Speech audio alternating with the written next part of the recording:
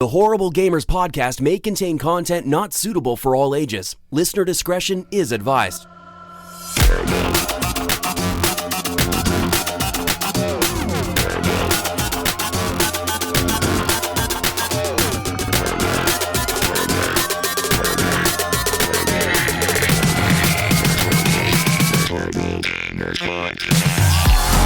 Welcome, ladies and gentlemen, the Horrible Gamers Podcast, show number 275, being recorded on September the 21st, 2019, the day after Area 51 raid. Yeah. I am one of your hosts, Jesus Gonzalez, known as Jesus Walks Out. Today I'm joined by my friend from the West Coast, the best coast, Gunny Chief. Welcome back, Gunny. Welcome. Yo, it's good to be here, man. Glad we had the raids going on. All 300 of us showed up. Hell yeah. Welcome, Gunny, welcome. And from Ohio, our friend the Mayo is back. Woo! Hey, what's up? Man, I tell you what, I am tired. I just got back from my flight from west out there, and it was nice. Just got home, got all settled, and come right straight to the computer. Nice, Good nice. Times. Good times. Anyways, ladies and gentlemen, you can follow us on Twitter _Horrible Gamers. You can follow us on iTunes and all that shit. Leave us a review on iTunes. It's more like leave us a review on the podcast on Apple. If you're listening on an Apple device, your iPhone, your iPad, your iMac, whatever the fuck, your MacBook, you want to leave us a review on there, and that'll give us a 5-star rating. If you give us a 5-star rating, that gets us noticed and bumped up in the rankings. Also, you can join our Facebook group, Horrible Gamers Podcast Community. That is on Facebook. It is a closed group, so that means anything you post in the group is not visible to people that are not part of the group.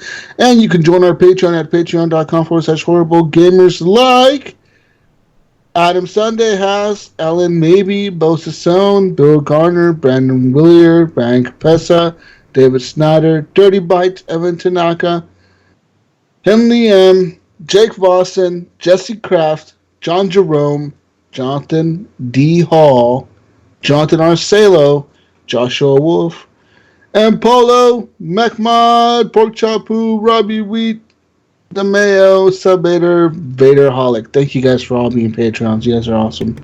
Mm-hmm. Yeah, fuck you. You guys rock. You guys Brian rock. He got his gift card and stuff the other day. He did message us in Discord, so... Oh, he got a hold of you? That's legit. Yeah, he got a hold of me the next morning, and I was able to get it pretty much sent out. I think I sent it out on Monday, and then he got it on Thursday. Sweet. Nice. Glad he got it, and awesome he got his gift card and shit. Enjoy that gift card, Brian. Go buy, pre-order Call of Duty or something, because it's a good fucking game. Anyways, our interest song is done by Following Tricks. It's called The Breakout. Our interest song is done by Broker Feed. It's called Night Owl.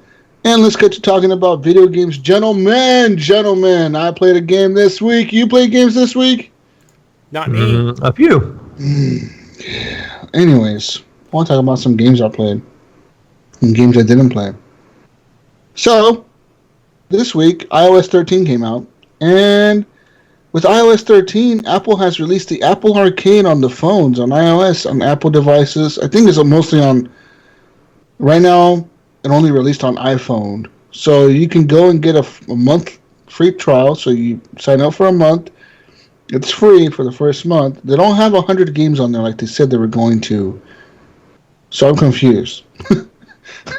I think they are going to release more games as time goes on, right? Is that what it is? Yeah, they're putting out like 1 or 2 a week. And I think...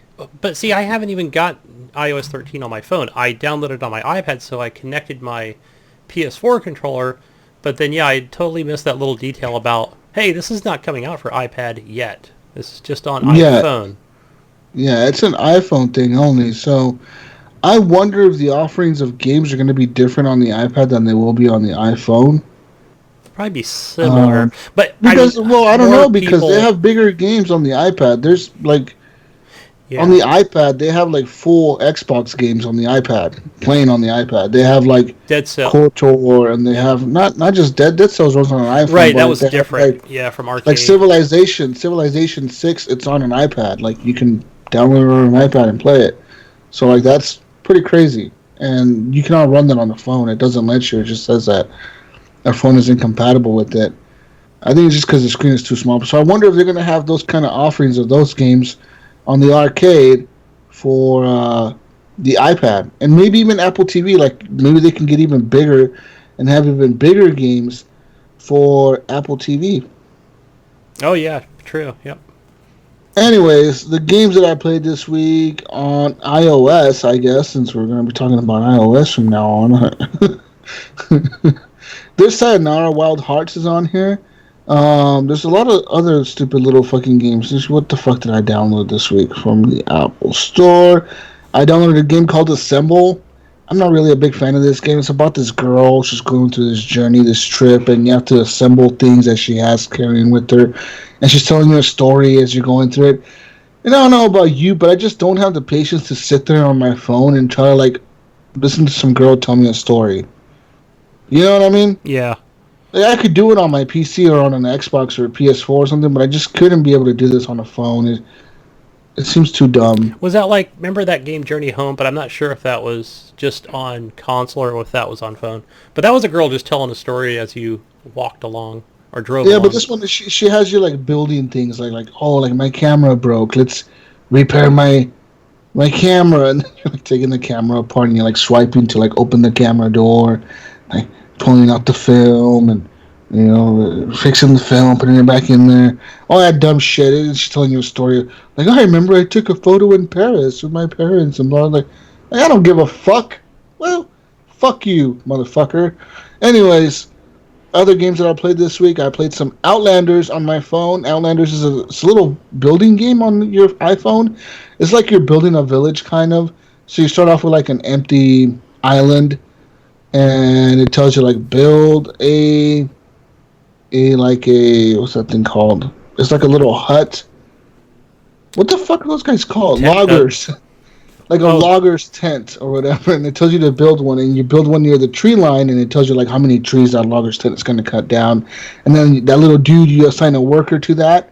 Then he cuts down the trees. And then he stacks the wood. But then you got to have, like, a lumber mill to create fucking lumber wood out of it or whatever. So you have, like, the people working there at the lumber mill. And then you have to build houses, but you need wood for houses. All these little things. So, like, it's pretty much like a civilization builder type game. I thought it was okay. Will I play it? No way. Like, it's just not interesting enough to hold my attention for a long time. You know, there's a problem with phone games.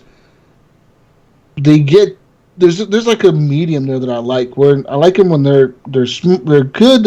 You got to use strategy to play them, but they're not too deep and it's not too hardcore. This game seems like it's too hardcore. Like, it goes too extreme.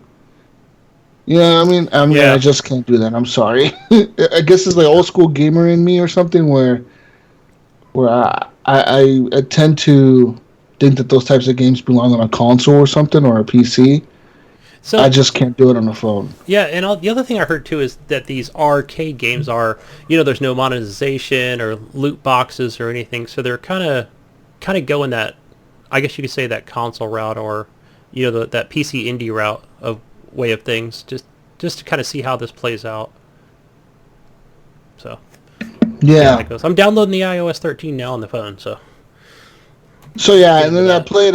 There's another game on here. It's called. I played a very little bit of this one. It's called Overland, and it's like it's a game, top-down type game, isometrical type game, where you're surviving the apocalypse and you're trying to get through the country. So you're like have this dude, and you can move him around. And you can have him search trash cans or search buildings or search cars or look for fuel. And he has the stats and he has his backpack. You have to open up inventory and. He can only carry so much items and so many weapons and so much ammunition. It's I don't know. Like, all these games, I don't know. Yeah. I don't know about these games, man. It's just, I wish I could get into them more, because I know, like, they're a big deal in the terms of gaming to become more mainstream. This is a big deal, like, people want to say, oh, Apple Arcade is bullshit, Apple sucks, Apple this, Apple that. But you got to realize a lot of people have iPhones, and a lot of kids are going to be playing these games. And here in the short future here, like, they're going to be playing all these games, and I wonder what kind of quality of games are they going to be playing, because that determines what kind of quality of games they expect moving forward in the future. Yes. You know what I mean? Because right now there's kids that are super content with Roblox, but I mean, can you imagine if all the games in the future were like Roblox?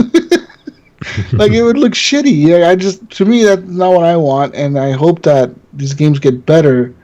And so yeah, that's just my opinion, I guess. I hope you enjoy it more, Gunny.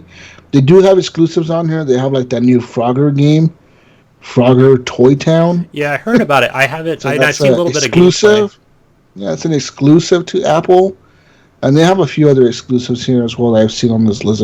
This is exclusive. See, I'm gonna try it out. I can't wait to try it on my iPad because that's I'm old and I have bad eyes, so I mean that's where I'm gonna be able to really check these out. But I'll just download it on the phone and check them out from here until that becomes. And these games, yeah, these games are not complicated either, Gunny. Like you can play these with your phone, like a touchscreen. Like it doesn't need a controller.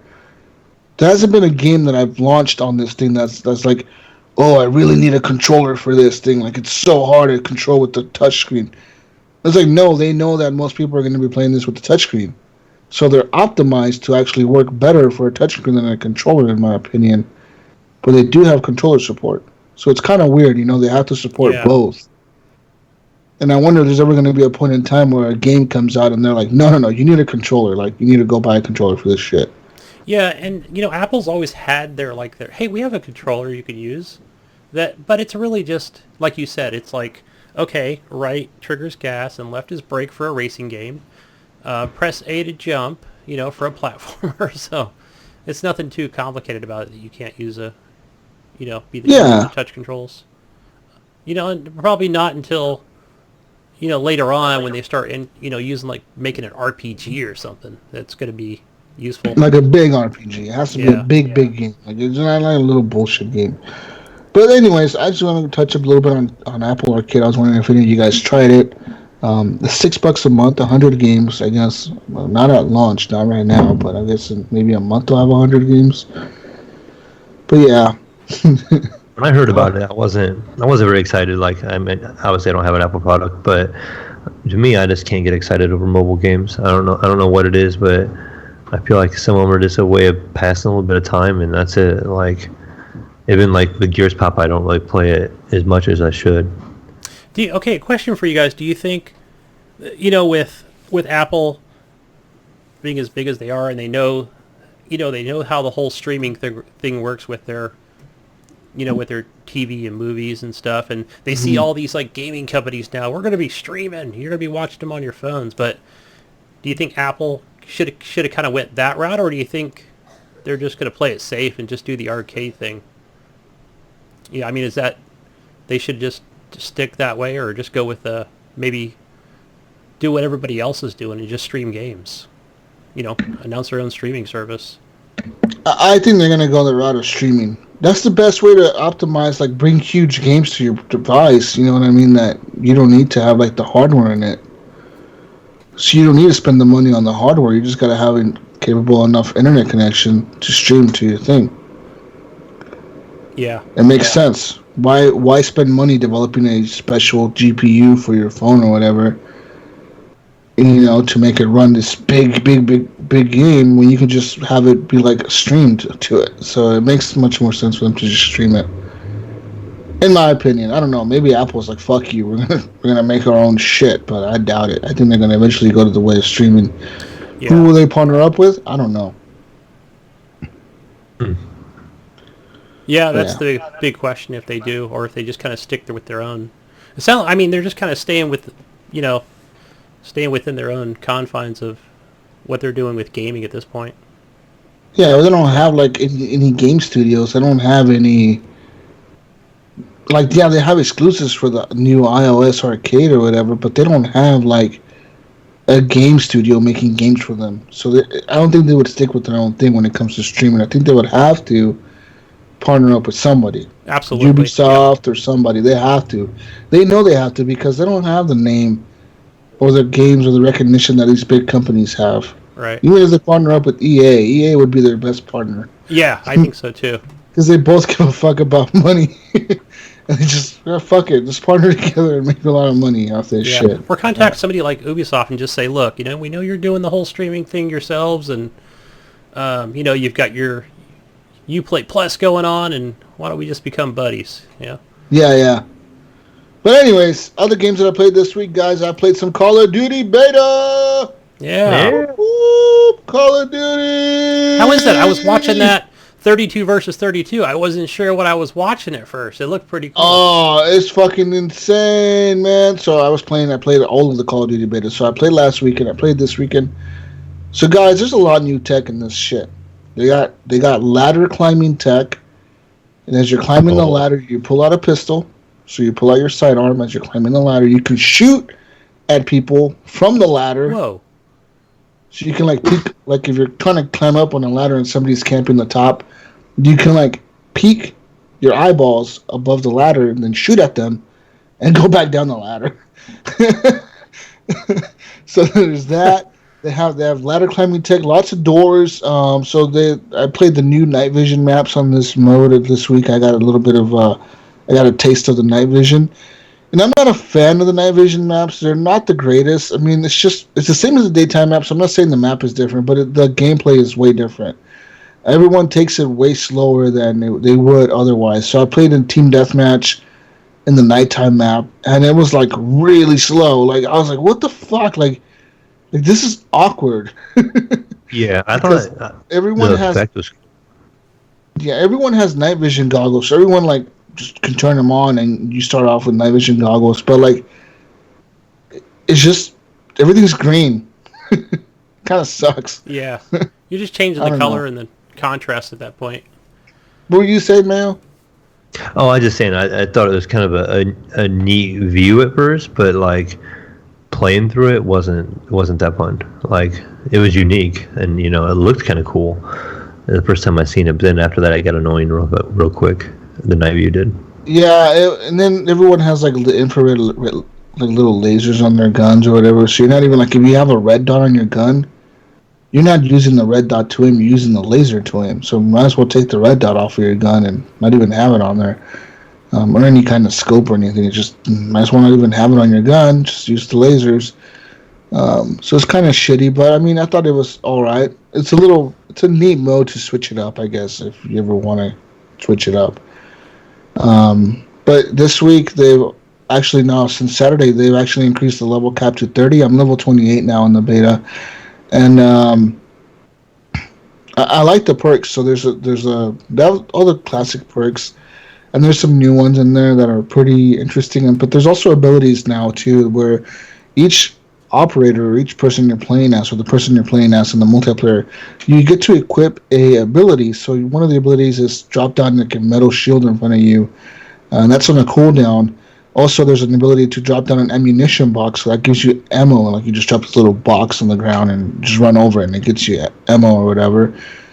And there's also a little drone you can deploy, kind of like a Ghost Recon drone. You deploy it and it runs around tagging people, and you can fly it around, tag people. And there's other stuff you can deploy, like an EMP drone that just you fly it over a certain area of the map, and it EMPs that whole little area. So anyone in that area, their whole HUD goes away, everything. They're EMP. They can't use any kill streaks or any equipment. There's other abilities in there as well. I personally like the ammunition box because there's a thing that happened to me in this game where I've actually gone back to using sniper rifles, and I don't know why, but I've actually was using one of the sniper rifles with a perk overkill, so you carry two main weapons. So my secondary gun was an MP5 with a red dot on it and an extended mag and shit. But my main rifle was a sniper rifle with a suppressor on it, a big ass fucking magazine, and dude, I was fucking wrecking people with this shit. Yeah, you were. I'll just camp on a corner somewhere on the map and just wait there, and just anyone that comes to that side of the map just fucking they're done. They're fucking done. It's Camper. They stand no chance.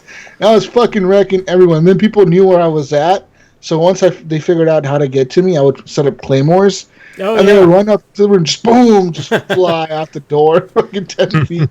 They're just getting fucked up. And yeah, I think Mayo saw me do pretty good in a few rounds. Yeah, I was watching you when you were playing with my son. You had a couple of decent rounds where you did 26-5, 26-2. I think one of them was, or something like that, or maybe 27-2. So I got my mojo back in Call of Duty, man, and this is the most excited I've been for Call of Duty since like legitimately since about Modern Warfare 3 or Black Ops 2. This is the most like super hyped I am for this game. Like I kind of want to get that $200 edition. What do I get with the $200 edition? What do I get with that? Sell it. I get night vision goggles with it or something. What do you get with it? Yeah. Yeah, I don't know. Some battery-powered night vision goggles. I thought about buying that legit because that's how excited I am for this fucking game. Hey, watch Jesus. It changes everything, dude. Watching the. Are you saying I'm gonna have to buy this one? Yes. Watching that stream the other night, the guns, the reload. Man, that sounds really good. It reminds me of Rainbow Six Siege. Yes. Like that fucking reload sound. It sounds so good. And then now, like they have stupid little changes they made to the game. So like now you can mount on things. So you can be like looking around a corner or over cover or over something, and then it'll like say press the stick in to mount, and you mount on it. And as long as you're aiming down sights and you're mounted, you stay mounted. So you can mount your sniper rifle like on a windowsill, and just be shooting people with your sniper rifle, and like not have to worry about the recoil on the rifle. You're just shooting constantly, you know. And that helps out a lot with like light machine guns. You could just sit there with the light machine gun and have 100 bullets and just unload us everybody as they run out of a certain room or a certain checkpoint. You can just fucking unload on everyone. And I played almost every mode in the beta. I'm pretty sure I played every mode. So there's headquarters, which is typical headquarters. You run around, you capture headquarters, and you lose respawn if you capture it. The other team has to kill you. First team to 200 points wins. I played domination. So there's that. I played 20 versus 20 domination. That just means there's 20 versus 20 players. I played 20 versus 20 deathmatch, team deathmatch. What else have I played? All the modes in there. That fucking hacker mode or whatever. What's it called? I forget what it's called now. They switched it from search and destroy. It's called something like hack or strike or fucking some weird name. Hacker or some shit. I don't know what the fuck it's called. Something where you pick up this little EMP box or bomb and you gotta go plant it on their computer server and you gotta defend it or whatever. Yeah. So kind of like a CSGO thing. Yeah, it's search and destroy. They've had it in Call of Duty before. Yeah, it's just that mode. But now the difference in this mode is you can revive your teammates. So if your teammates go down and you're the last one alive and say the other people have one person alive, and you just can't find the other person to kill him, you can just run around and like revive your teammates. And next thing you know, everyone on your team is back up on their feet, and you're all looking for this one last guy. But he can also revive his teammates, so you got to be kind of fast about it. But yeah, me and Brink and Orange Pigeon today, we were playing crossplay. By the way, we were playing, and it was legit because I went clutch, dude. Like more than one round, I did some amazing fucking like John Wick type shit. Like I amazed myself that I was able to pull it off. Like one of them, I had them both screaming like "Fuck yeah, Jesus, woo!" It was like the round that we had to win to stay in the game. Like if we would have lost that round, we would have lost the match. And we ended up winning that round, and that got us into the final round. And then we won the final round. It was like 10 rounds of just. At first, the other team was whooping our asses, and then we made a comeback, dude. And I was the last person alive on our team, and I got the win. Clutch. Fuck yeah. It was 3 against 1, too. Like, I killed 3 guys in, like, a matter of, like, 2 seconds. It was fucking insane, dude. But, yeah, we were playing with Orange Pigeon. I actually added him. It's kind of weird adding people because you can add him through Battle.net or you can add him to Activision. And it's really confusing at first. A lot of people don't know how to do it or don't know what to do, especially console players. Every person on a console that I've tried to explain how to add me, they're fucking confused. Like, what do you mean? I was confused too at first. I didn't know if I had to use Activision or Battle.net. What do you mean? I'm like, just either Activision or Battle.net. Add me on one of those. I'm like, which one? I'm like, just add me. Like, yeah. They're like, Jesus, you're already my friend on Xbox. I'm like, yeah, but we're not playing through the Xbox. We're playing through Activision. And they're like, okay, how do I add you? And I'm just like, fucking A, dude. I had to explain like a million times what my name was. So, once again, for the people listening, my name on Activision, when you search on the Activision, you go to add friends on there or whatever. On Activision, I am Jesus Walkslot. Just like that. Jesus Walkslot. Just like my regular gamer tag. And then on the BattleNet, I am Jesus HGP, and then the #1210. So you gotta search for that, and then you add me on BattleNet. Whichever one you added me on is fine because I see all the friends list. They all pop up on my thing when I invite people, and but we got to figure it out. And like I was playing with Penn and Eric last night. We were playing actually the new mode, Ground War, 32 versus 32. That mode is fucking crazy. I've never seen so many people in a fucking Call of Duty match, just fucking all-out fucking war. Explosions and like just fucking fighting it out in these factories, and there's tanks running around, there's helicopters, there's snipers everywhere. It's a lot of fun though. I really do enjoy that mode. People don't like it. It doesn't feel like Call of Duty. Like Brink today was bitching. No, it feels like Battlefield. Yeah, he was bitching that it didn't feel like Call of Duty, that it wasn't fun. That's why he's like, I don't play Call of Duty for this. I'm like, I don't give a fuck, dude. Like, this mode is fun. Playing it, I had a blast, man, because you can still get kill streaks on it. So like me, if you're playing like me and you're playing the sniper camper dude who sits on the corner of the fucking map on top of a building somewhere, it's just, and you're taking out all the other snipers on the other team. It's a lot of fun because you can end up getting quite a bit of kill streaks, and I got a few kill streaks today. Actually, last night playing with Penn and Eric, there was a person on the other team who got a 40 kill streak. Wow. Like they had 40. No, I don't know if it was a 40 kill streak, but it was definitely a 25 kill streak because they got the nuke. And they like next thing you know, like out of nowhere in the middle of the match, it was like tactical nuke activated, and it was like 25, 24, 23, like it was counting down. And like fucking, and Penn, I think Jonathan Hall has never played Call of Duty before because he was like, what does that mean, Jesus? I'm like, that means we lost the match, dude. No matter what we do right now, we're all going to die. The nuke has been activated. Like, you lose automatically. If the other person on the other team activates a nuke, your team loses, no matter what. Everyone's dying and you lose. And he was like, oh, okay. Like, the nuke went off, and, like, yeah, it blew up the whole map. It was pretty legit. It was fun. Awesome. So they did bring the nuke back for this game. They didn't have it in the last few games that I've noticed. They didn't have the nuke, but now they've brought it back. Sweet, man. I think that 32 versus 32 looks cool. Pretty sick. Is the map any different on the 32? Oh, it's fucking huge, man. Like I said, it's big. It's fucking big. And like, there's tons of doors. You can get lost in these buildings. There's these buildings that have like 10 different staircases and tons of doors and shit you can go through, and it's fucking big.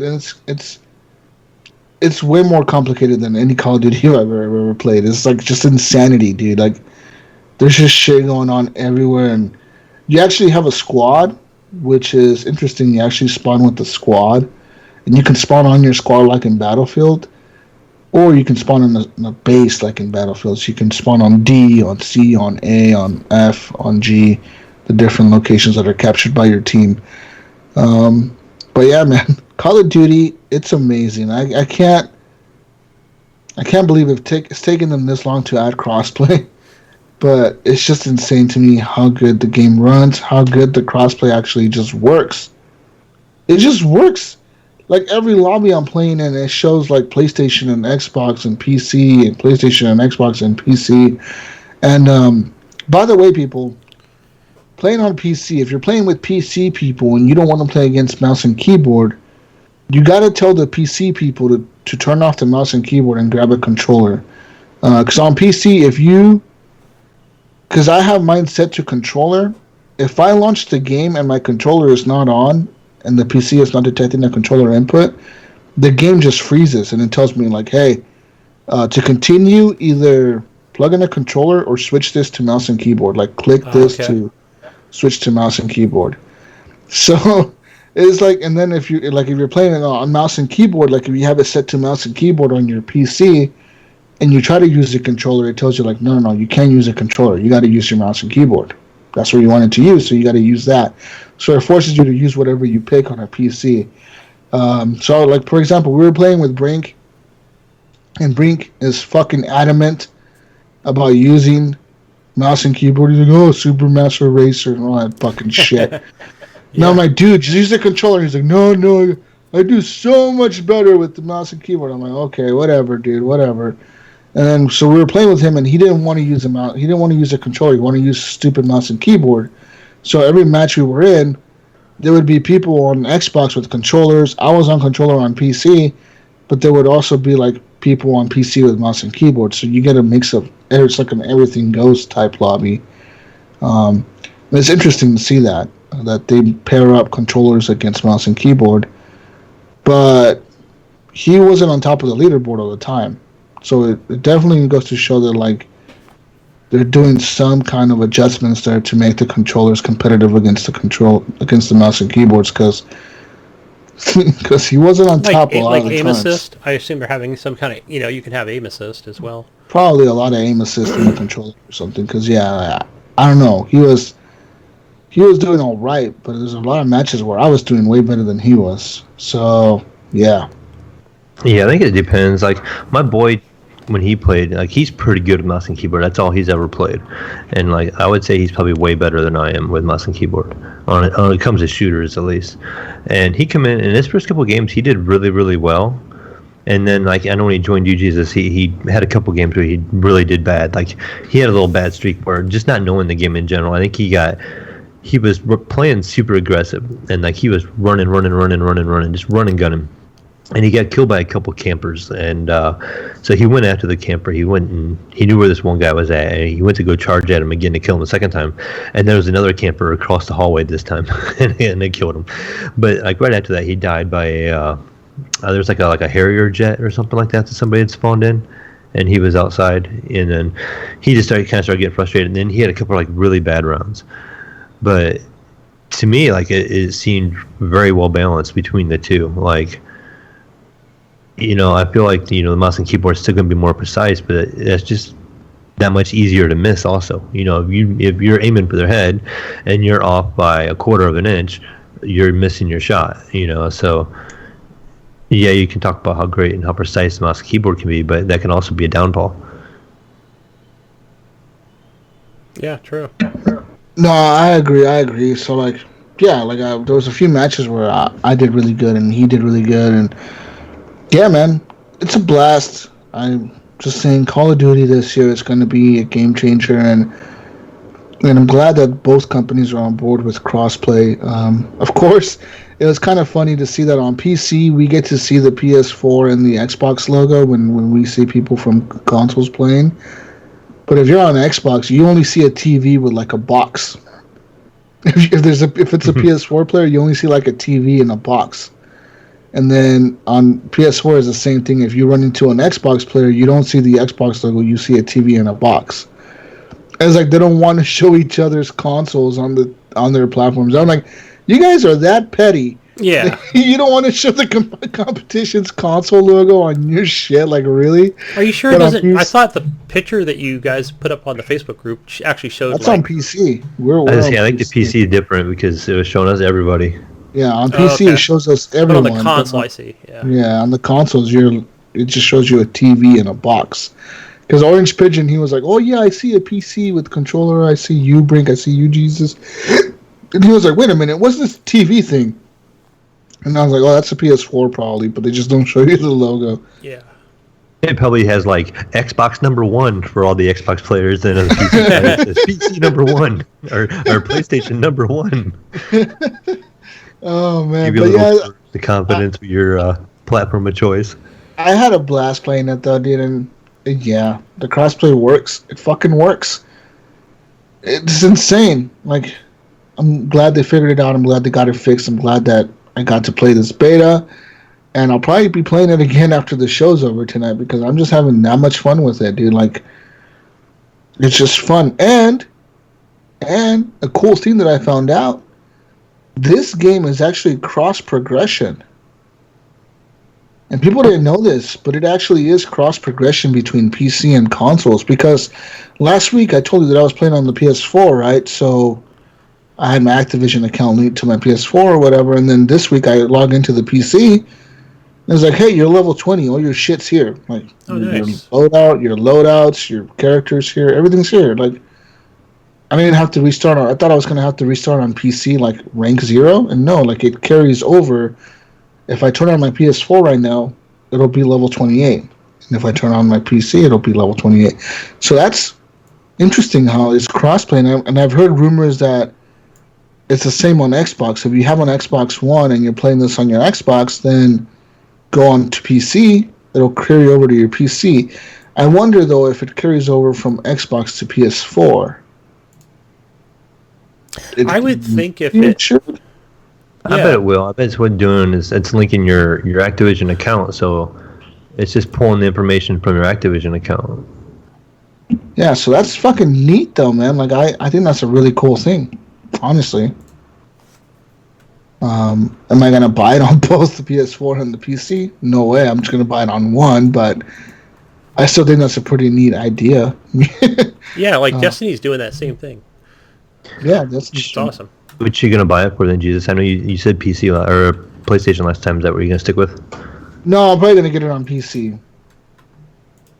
Why? Okay, I thought maybe the exclusives on the PlayStation would maybe lure you that way.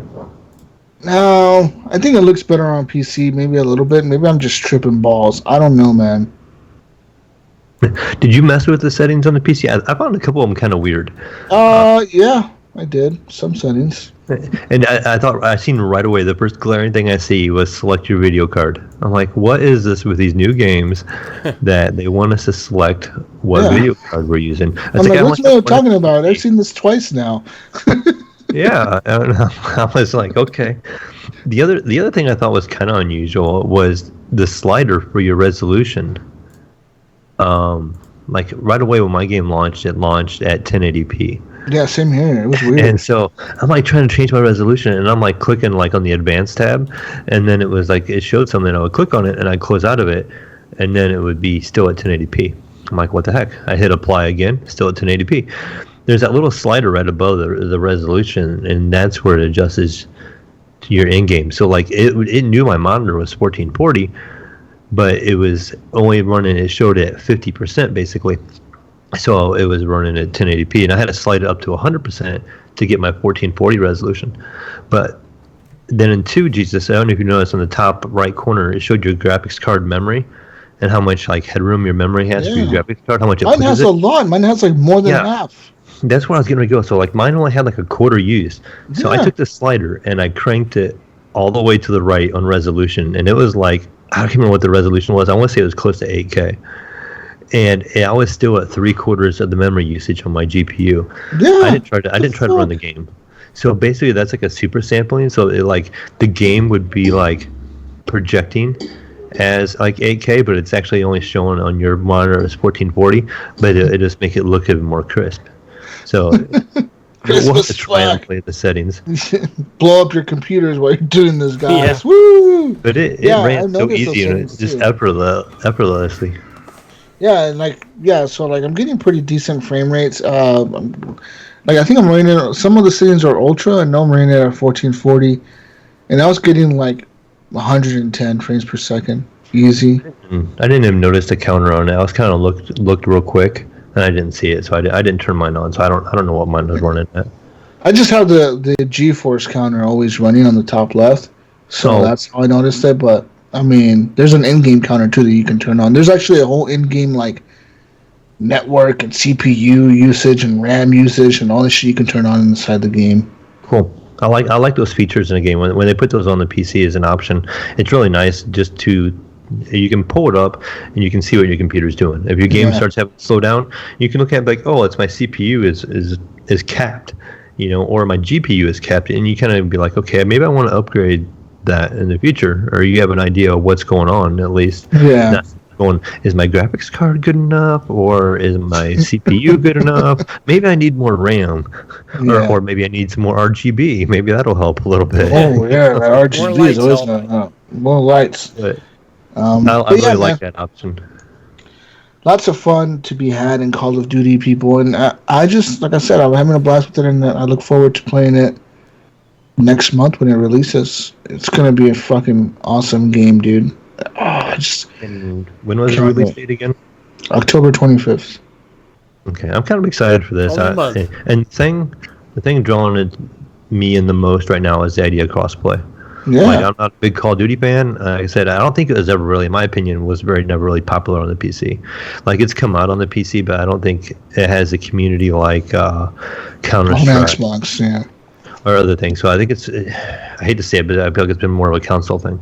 But with this one being crossplay like this, I really feel like it's going to be adapted well on the PC. And I'm excited to get to play with different PlayStation people and then guys from the community, guys I work with that have PlayStations. It gives me an opportunity to actually play with them because I won't play Fortnite. So this is pretty much my best option. And I'm pretty excited for it. So I'll probably definitely pick this up. Hell yeah. Hell yeah. Yeah. What else did I play this week, guys and girls? What else did I play this week? I don't know. What the fuck else did I play? Gears? Borderlands. No, Gears is done. I haven't bought Borderlands yet. I don't know if I ever will. What about Control? Did you get that? No, it doesn't interest me. Yeah. I see that game is like in some people's kind of their game contender of the year. Just look it on Twitter, not anybody in the community, but it's kind of up there with Sekiro and a few other games, which I was surprised about. Well, I really feel like this year so far hasn't had a whole lot for Game of the Year contention yet. What do you guys think? Like initially, like Division 2? AAAs. Yeah, like Division 2 was a big one. And then I don't know. Resident Evil 2, Sekiro came out. Sekiro. And then what else came out? Borderlands 3 has come out. Madden, FIFA. Yeah. I don't fucking know, man. I mean, we do have some really good heavy hitters coming. Because we have Call of Duty, we have the new Star Wars, we have the new Ghost Recon. A lot of good stuff coming. So we have a lot coming around the corner here, real quick. It's gonna make it real tough. It's all in the next month. Literally, like the next month, there's like 10 games coming out, guys. It'd be a good time to get a $25 gift card. It would be a very good time to get a $25 gift card. You can do that by joining our Patreon at patreon.com/horriblegamers.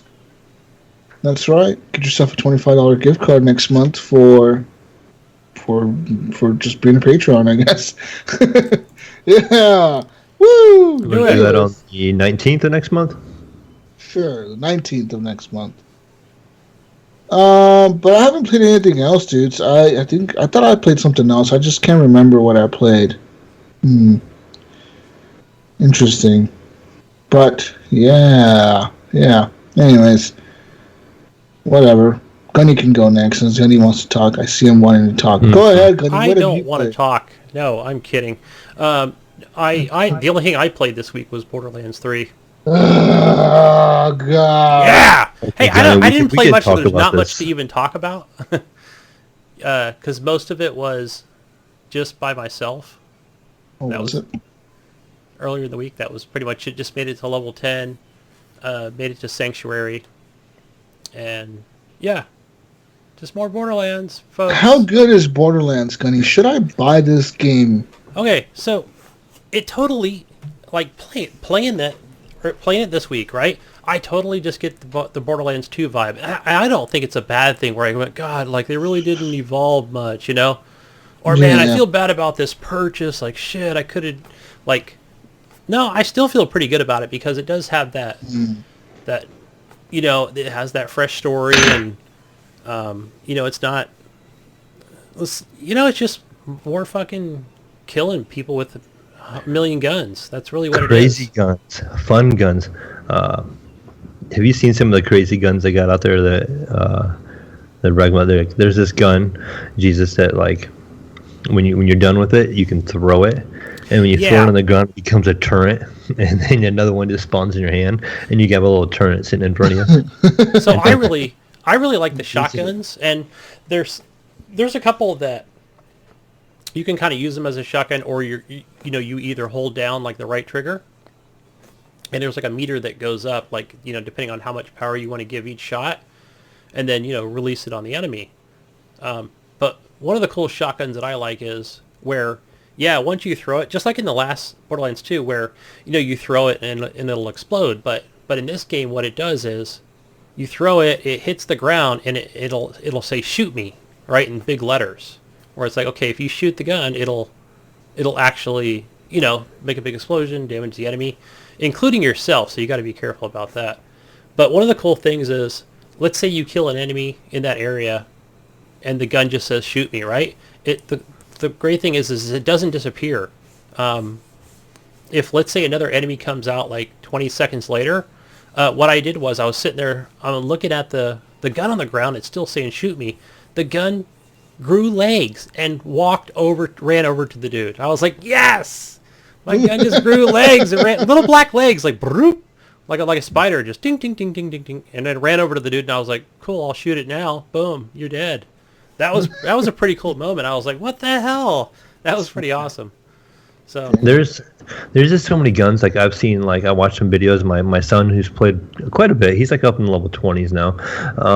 Like he showed me like a sniper rifle. When you shoot him, it tags him, and then all of a sudden like 5 drones kind of fly out of that guy that you shoot, and they all start electrocuting him at the same time. So no matter what he does, he is moving on in his center, getting electrocuted. I have heard of a gun. I haven't seen it. It's a gun where you shoot him with a dart, and I think somebody made reference to it. It's from I'm trying to remember the movie now with Bruce Willis in it. It's a space movie. Fifth Element.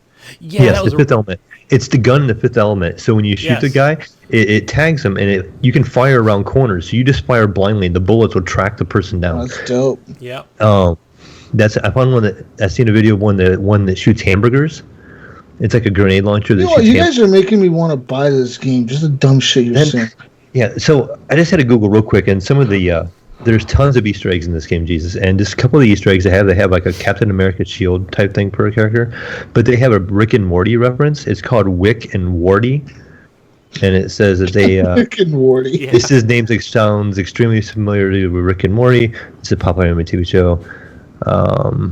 It didn't really say what it does. It just tells you where it can be found. But they have actually, have you guys played Diablo where the little loot goblin runs across on Diablo? There's a loot goblin that runs across the game occasionally, and he'll start throwing out like guns and stuff if you shoot him. So you can like all go after him and stuff.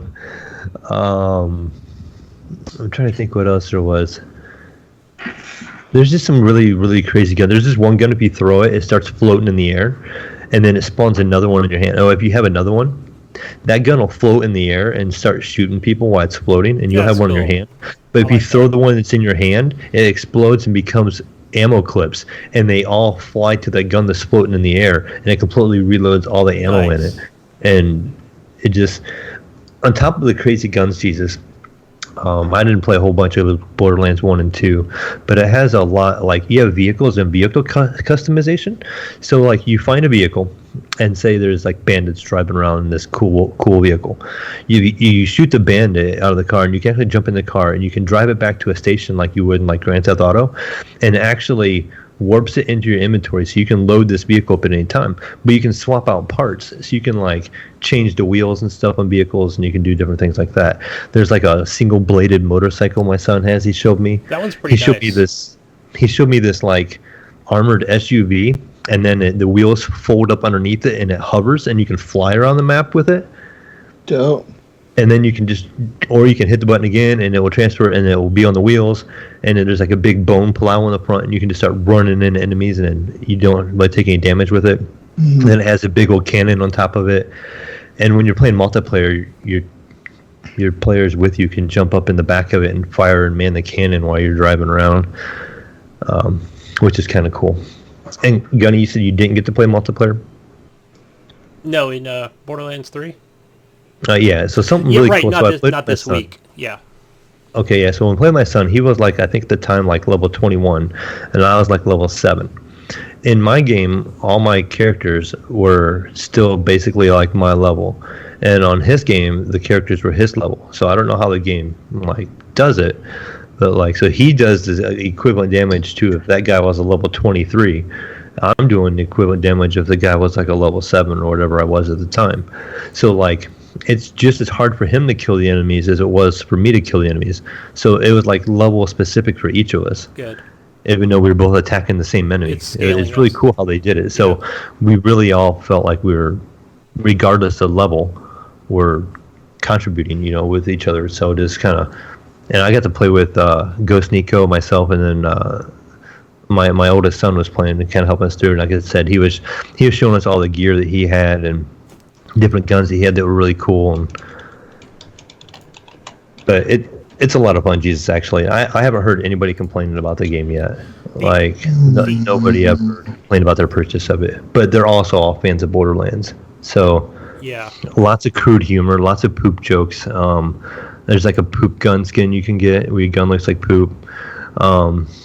There's one that launches I think it launches poop, and when it hits them, it puts like a pile of corrosion on the ground, and it's like almost like acid or like a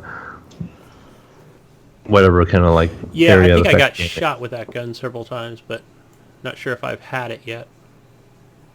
But you know what? I mean, that's the only thing where when I'm playing by myself or whatever, and I'm trying to take care of other tasks outside of gaming, and I keep coming back, so it's harder to get into like a match with somebody or a gaming session. But it's kind of like I always get that feeling, Jesus, where I'm like, man, I wish I had somebody here to share it with, or to talk to while we kill enemies. Should I buy this, Gunny? I think you should buy it because if you can play it with, with people that are going to be there to play it with for a couple hours, I think you would have a lot of fun with it. I'm enjoying it. Like I said, I've had people to play with. Ghost Nico has it in our community. MechMod has it. Drex has it.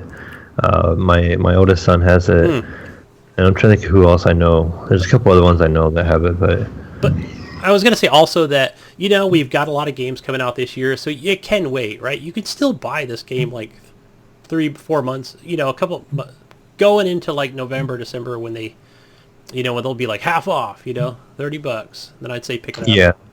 Yeah, definitely. But by then I'll be playing Call of Duty all day, every day. But I think you could take a break from that and actually go in and, play some cell-shaded shit with some folks. It's like I said, it's a lot of fun. It's just it definitely does not take itself serious.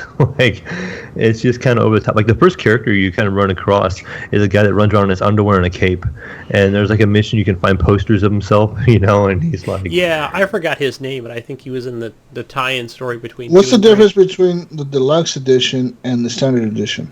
I think the deluxe edition gives you a few more legendary skins. There's a lot of characters. There's 5 or 6 character skins.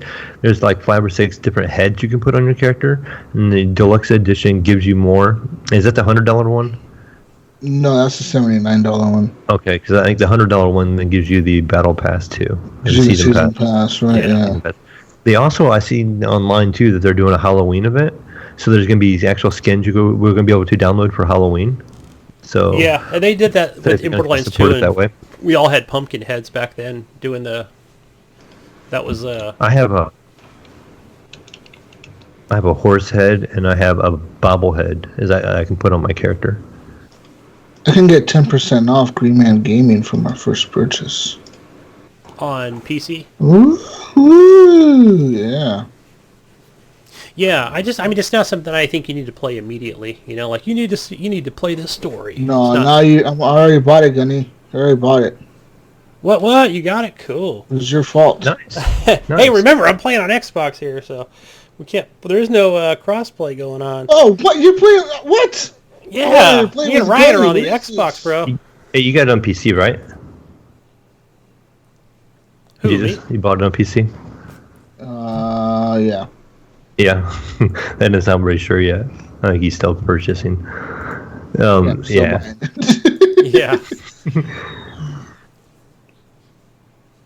But I can play with it. Actually, I'm going to have to start having more free time here coming up. I'm going to start not working as much overtime here coming up. So I'll have a lot more Thursday nights and Friday nights available.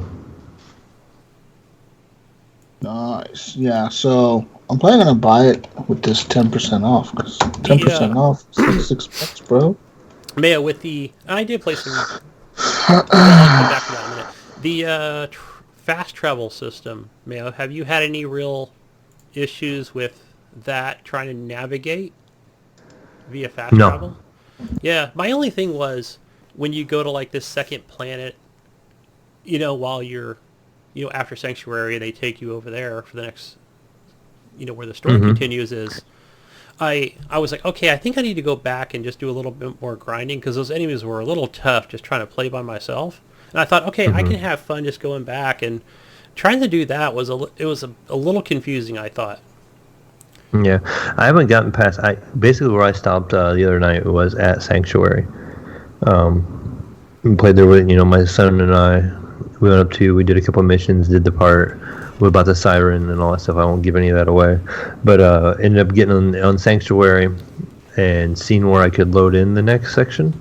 But I don't think I'm going to go there yet. I think I'm going to stay in the first area. Because I still had like multiple side missions I could do there. Yeah. And I just feel like I want to see them. Like, I know I could just grind through the game and just be like, all right, done with it. But the missions are just kind of over the top. And did you see the one, like, as you beat the first boss mouthpiece, the head in a jar? Like, there's one of those. And, like, I didn't do any of those yet, but I want to go back and do them. Yeah, well, I thought we talked about that before with the head in the jar, right? Didn't we? But I thought that was a side mission. Yeah, it's a side mission. Yeah. I did that one. That was funny. That was pretty cool. Stuff like that, I want to go back and just build experience. Yeah, because I would have had a totally different experience if, let's say, I didn't go fast travel back, right? And I would have continued on with 2 other players, or possibly 3, and then we could have just kept going, right? We would have just, progressed further into the story. I wouldn't have died so much just playing by myself. Being at that, whatever I was at the time, it was like 9. I was like, okay, I'm getting a little too far ahead. Like, I'm wasting all my ammo trying to kill these enemies, so. Even though Zero was helping me, it didn't really help. Not to do real complete, but I'm still looking at some of the Easter egg type stuff. There's characters named Pain and Terror, and they're making fun of Penn and Teller, and they look just like them, just like the Borderlands player. Oh. Yeah, and the protagonists, I mean, they're definitely over the top, cultish leaders or whatever, but it's nothing too exciting. Stranger Things going. Interesting. Yeah, go play it, guys. And just more Gears pop, playing some Horde mode, little verses, and yeah, I'm still getting that like where it's like the matches come out and it's a draw. I'm like, why the hell are these draws? Like, are they just? I think they're doing this to everybody to try and, I don't know, maybe balance it out, or I'm not sure what's going on with that. So, and I know these are actual Xbox players, because a few of them you'll get people from Xbox, it'll show the logo, and then you'll play with bots, right? Because it won't show the logo. Okay, then it's like, well, how am I still getting draws on the bots? It doesn't make any sense. So they need to do some further updates to this game, because I'm like, fine, if I lost, I lost. I'm gonna keep going. I need to get back in there and and win some matches. But it just seems stupid what they've been doing lately with Gears Pop. So yeah, I've been hearing a lot about that. Like, I'm not at that point yet. I think I'm only sitting at like 780 gears or whatever it is, and just kind of playing through it when I want to get time. Like, if I have a couple minutes of downtime, or I think about it, and I'll jump on. But yeah, other than that, that's all I've been playing. What about you, Mayo? What have you got? My story isn't a whole lot different. I started my week off. I did play some Gears 5. I did think I was going to try and grind through a bunch of Gears 5. So I'm like, I'm going to sit down, really enjoying the campaign that I played. Like, this is a lot of fun. I streamed it a little bit, and I'm like, I'm going to sit down and I'm going to play a good chunk of this game and get it knocked out. So I started going through, and I was in Act 2, Chapter 4, I think, at the beginning of it, maybe. And I played through it, and that chapter, or that act, I guess that chapter was kind of long. I was surprised. I kept having to fight a couple, like, stronger enemies, and then, you kind of go to an area, and they're like, okay, you have to leave, now you have to go over here. And you probably remember the story, just is there's a part where you have to go to the mine, and you get some explosives to maybe break some kind of ice, and that's where there's a beacon or something like I was going after at. Yeah. And I couldn't figure out how to get there. I'm like looking at see it on my map, and I'm just like cruising around. Yeah, because under the ice. No, I knew that was an advance, but I couldn't find the mine at first. I don't know why. I was just not finding it, and I literally had to look it up. Like, shit. I was driving around for like 20 minutes. Damn, So as I'm playing, and then like my oldest son is sitting behind me, Dad, play Borderlands with me. Dad, play Borderlands with me. I'm like, all right.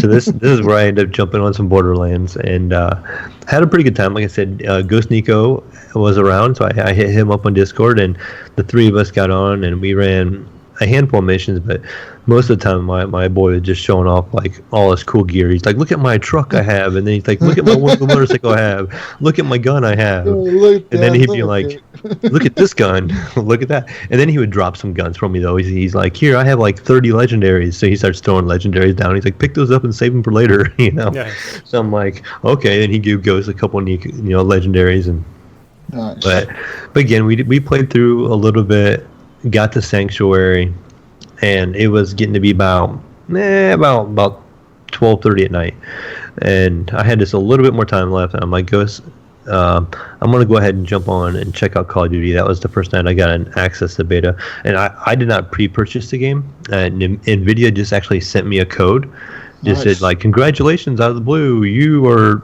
now able to play the beta, and here's the code to redeem it on Activision. So went in, activated it, jumped in, played a couple of rounds. I played like 3 or 4 rounds.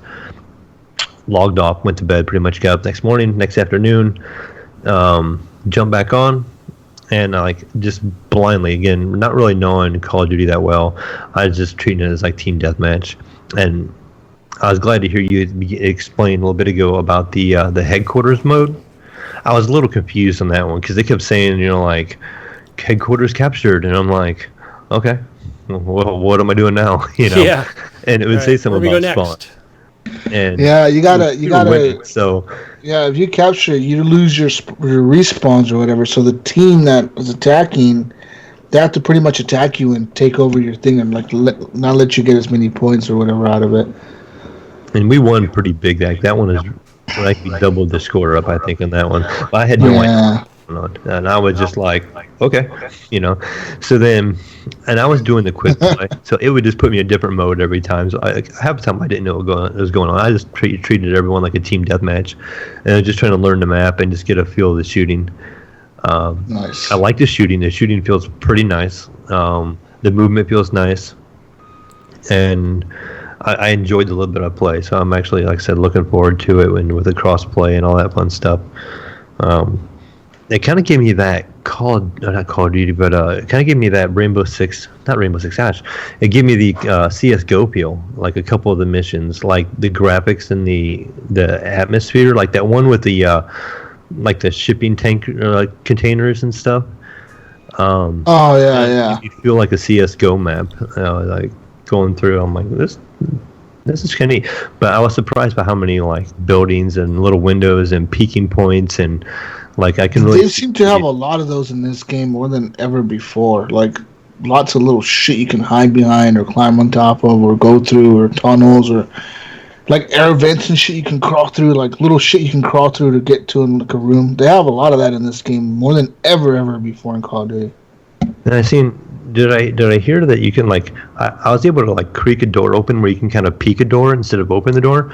And I think one of my friends was telling me that you can throw a grenade in there with the door cracked. Yeah, which is kind of cool.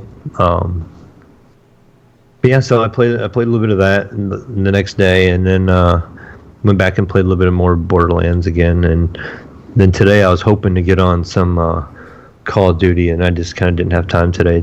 So maybe after the show, depending on the time. Yeah, same here. I didn't get any Call of Duty time in. Call of Duty, man, so good, guys. I wish it was out right now. If Call of Duty was out right now, I wouldn't buy any other game the rest of the year. It's really? That good, huh?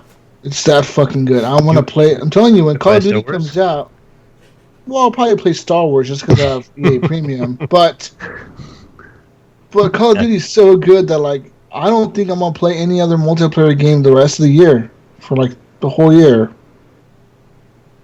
Oh, that's cool. I'm excited to play it. I'm fucking hyped on Prestige all the way in Call of Duty this year. Sweet. Prestige Master, bro. Yeah, I know. Yeah.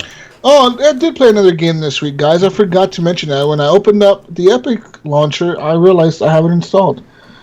I played some more Rebel Galaxy Outlaw. Oh, yeah, I almost forgot about that game. Yeah, you guys almost forgot about that game because it's an Epic exclusive, but it's still available for purchase. So, played a little bit of that this week. I need to restart that game. It's hard. When you leave the game and come back, and you're like, the controls and everything, and where you were, I gotta and where do you're now. going. Like, what mission was I on? What the fuck was I doing? Go to this sector? What the fuck am I doing here? I don't know what I'm doing. I showed up to this new sector on the map, and like all the enemies were like at least 4 times my level. Like they just fucking wrecked me. Like I stood no chance. I was like, oh man. Like, I was like, I need to restart this game. Something. Put it on baby mode or something. Go Right, back Gunny? and relearn it. Yeah. Is that... I'm trying to think back to Rebel Galaxy Outlaws. If it had that... I could be thinking of a different game where you can press, like... You know, it's like a escape or whatever, or retreat or something. Does it have that option, or sometimes it works, sometimes it doesn't? You don't have that. You have the option to like Abandon call the it mission? truce. Like not abandon mission, but like tell somebody like, hey, like I'll give you my shit if you don't attack me. So you open up your little radio communications between you and the other ship, and you're like, hey, dude, I know you guys want to steal my shit, but how about we just make a deal, and I'll give you some shit, and you like don't kill me. And sometimes they'll be like, okay, I don't want to waste my bullets on you, just go on, give us something. Yeah. Or sometimes they're like, fuck you, we're going to kill you and take your shit anyways. Like, we don't care about you. So, yeah, it's a little tough. I think I need to restart that game and replay it. I know Ghost Nico was playing the shit out of it. I kind of fell off of it because of other shit coming out or something. Something happened where I just stopped playing it, but I need to return to it and play it more. Yeah. Yeah. Anyways. So that all we played, guys. I think that's it. All right, it's getting fucking hot in here. Jesus Christ, it's hot, guys. I can't wait for winter to come. I'm fucking dying in this room. Don't say such things. It's still warm up down hot here. As shit in here. I can't. I'm sweating. It's hot. That evil W word. Oh yeah, winter. Amazing winter. Anyways. I guess it's news time. Give me the sound effects, Gunny. News time. Fuck yeah! Moving on to some news this week, people, ladies and gentlemen. We got some news for you. Let's talk about some Ghost Recon. Ghost Recon has now announced a open beta for Breakpoint, and it's coming next week. And that's it. That's it. Wait, what about Lil Wayne? Lil Wayne's in it. He's talking some Ghost Recon. Lil Wayne is in the game? Let's see what it says here. It says in the trailer. Yeah, that's what it was. I think that's what maybe a little clickbait over here. Oh no, Lil Wayne was playing it or whatever. He's in the trailer for the beta. He's like, come play Ghost Recon with me. I'm Lil Wayne. Fuck you, Lil Wayne. No one wants to play Ghost Recon with you, motherfucker. Yeah, man. But he says right here, it says that the open beta will run September 26th through the 30th with preloading beginning on 24th. Unless you already have it preloaded. I don't care. Fuck that game. Piece of shit. Anyways, moving on now to some other games. We care. Me and Mayo do. No one cares. It's a shitty game. I enjoyed it. No one cares, Mayo. God damn it. Wait a minute. Jesus. It says that your beta progress will not transfer to the full game. Nobody cares. You're right. Move it on. Yep, done. The Epic Store library finally has a new list view, which I just experienced right now, actually, looking at my games on the list. I'm sold. Oh, my God. Epic Master Race. This is awesome. New big library overhaul entered beta earlier this week. And but Epic has now added a new feature as well. So it's not as comprehensive as Steam's biggest update, but this lets you now sort your games by a list view instead of a grid view. Oh my God. Oh my god! I've always wanted to look at games on the list. Always wanted to do That's that. the only way to look at games. What do you mean? I always look grid view on Steam, and like sometimes I had to switch it to list view, and now like on Epic I could do that. Yeah, when you have 500 games, it's kind of hard to look at grid view. Looking at all my free games from Epic, Mayo. My Hey, you know what? I'm starting to Epic get some of games. them. My son was actually bragging to me tonight that he's gotten every free game from Every Epic. free game from Epic. He's up to like 30. Oh wow, Yes, I it's missed a few of show them. free games. This week it'll be 36 if you download all the Batman games. I did. I already own them on Given Steam, away. but I Hey. only have 3 of them. I don't know how. I assume the other 3 were the Lego ones. Yeah. yeah. Moving on now. There's a suspect who DDoSed World of Warcraft has now been arrested. Earlier this month, World of Warcraft Classic servers were hit with the distributed denial of service, which is a DDoS attack that made a reliably accessing the service a struggle for many players across North America. And now Blizzard community manager followed up to say that after a brief investigation, the suspect has now been arrested. Good.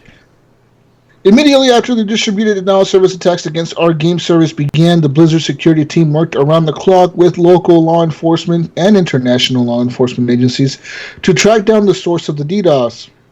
The forum post by community manager Kyvax reads, "It is our understanding that within a few days, authorities were able to successfully identify and arrest the suspect. Though it seems likely, Blizzard did not confirm whether this individual was the same person who went by UK Drillus on Twitter, who originally took credit for the attacks on September 7th when players first started complaining on the servers." Says UK Drillus would tweet out 30-minute warnings before another wave of attack would make logging into WoW Classic nearly impossible on many servers. Shortly after, that Twitter account was deleted.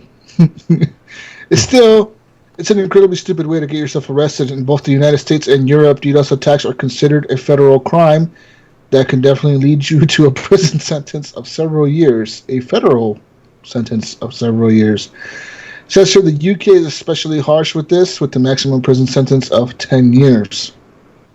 So you can get several years for doing this. And what was the sentencing for the swatting last week we were talking about? Yeah, 14 months, right? A year and a half. Yeah, I know. I thought about that. What a sour Not even note a that year is. and a half. A year and less than a year and a half, actually. Don't be a hacker, people. Yes, just call the cops on people, I guess. Doesn't matter much. But with just related to why be a hacker? Why not just go play the damn game? What do people... Okay, what I want to know, Mayo, you PC man, you must know this. What do DDoS people get out of that? I have no idea. They get their I jelly guess off somehow? Satisfaction. Probably just like satisfaction and like, No, look at what they I get did, fucking or I don't know. Is this just somebody that goes like and just wants to read all the comments on all these forums and just how miserable he made people? It's not like it's not like they're getting money out of it or something. You know, it's not like the companies are paying them millions of dollars to fucking stop the DDoS. Oh no, like no. Maybe it's like a secret hacker organization and they have to prove their skill. I don't know. Is that you think that's what it is? Like some secret hacker group or something? I don't know. I doubt it, but And they're like, I hey, don't know. bro, to join our super secret hacker group, you got to DDoS the shit out of Blizzard. You have to do something original to get yourself known. Oh, bro. Don't end up in prison. But why do you get that stuff in general? Why do we have, like a lot of your viruses are actually just like little headache viruses. Yeah. Like some of them aren't harmful. They just would do dumb crap to your PC. You'll start having stuff pop up, and it's just annoying more than anything. And you can usually fix them and find them. I don't get the point of that shit. What is the point of it? What's the point? I want to know what the point. All right, listen. If anyone out there's listening, you're a hacker. What's the point of a DDoS? Like legitimately, like send us an email. You can hack Jesus' account and send him a message. Do not hack my account and do not send me a message. But what do you get out of it? Because we want to know this. Leave us a comment on YouTube or something. Anyways, moving on to the 2019 Game Industry Best Place to Work Award winners, I guess. Says here the winners of the third Game Industry.biz Best Places to Work Awards in the UK have been revealed. Presented by Amicus. 20 different companies collected best places badges at a ceremony in central London. The best places to work in the UK video game industry are. So here you are, people. We got a lot of listeners in the UK. So you UK listeners out there, you go ahead and go apply at these places, okay? Got a list for you guys. Get ready.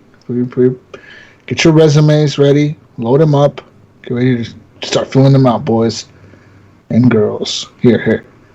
Big Pixel Studios, Creative Assembly, Criterion, D3T, D-Lala, or D-Layla, D-L-A-L-A, I don't know what the fuck they make, Electric Square, Fail Better Games, Hammerhead VR, Hangar 13, Lucid Games, Media Molecule, Mojiworks, Natural Motion, No Code, Playground Games, Rare, Space Ape Games, Studio Gobo, Unit 2 Games, and Unity. Yeah! Says these are the companies that scored the best overall score. So yeah. Anyways. Shout out to Playground Games and Rare. Why is this an article? Why did you guys put this in the news? Why did I just read this for? Who put this in the news? Did you put that in the news? Right here, Gunny. Yeah. Gunny's looking for a job. Because it's got Playground Games and Rare and Creative Assembly. Criterion, all my good racing games. That's why. Oh, Jesus fucking Christ. Okay. I'm a racing game fan. Oh, wow. Okay, Gunny. Oh. Okay. Thank you for... And I'm from England. You know that's why, right? Oh, name's Henley. Oh, is that why, Gunny? Name's Henley. The English man in you coming out? That's right. My name is Henley. They call you England Henley? Yes. At your work, that's what they call you? Oh, here comes England Henley. There is a rugby team there. It's the Henleys. I thought it was Officer. Named after me. What are you saying, man? I said I thought it was Officer Gunny. That's what they call me at work, yeah.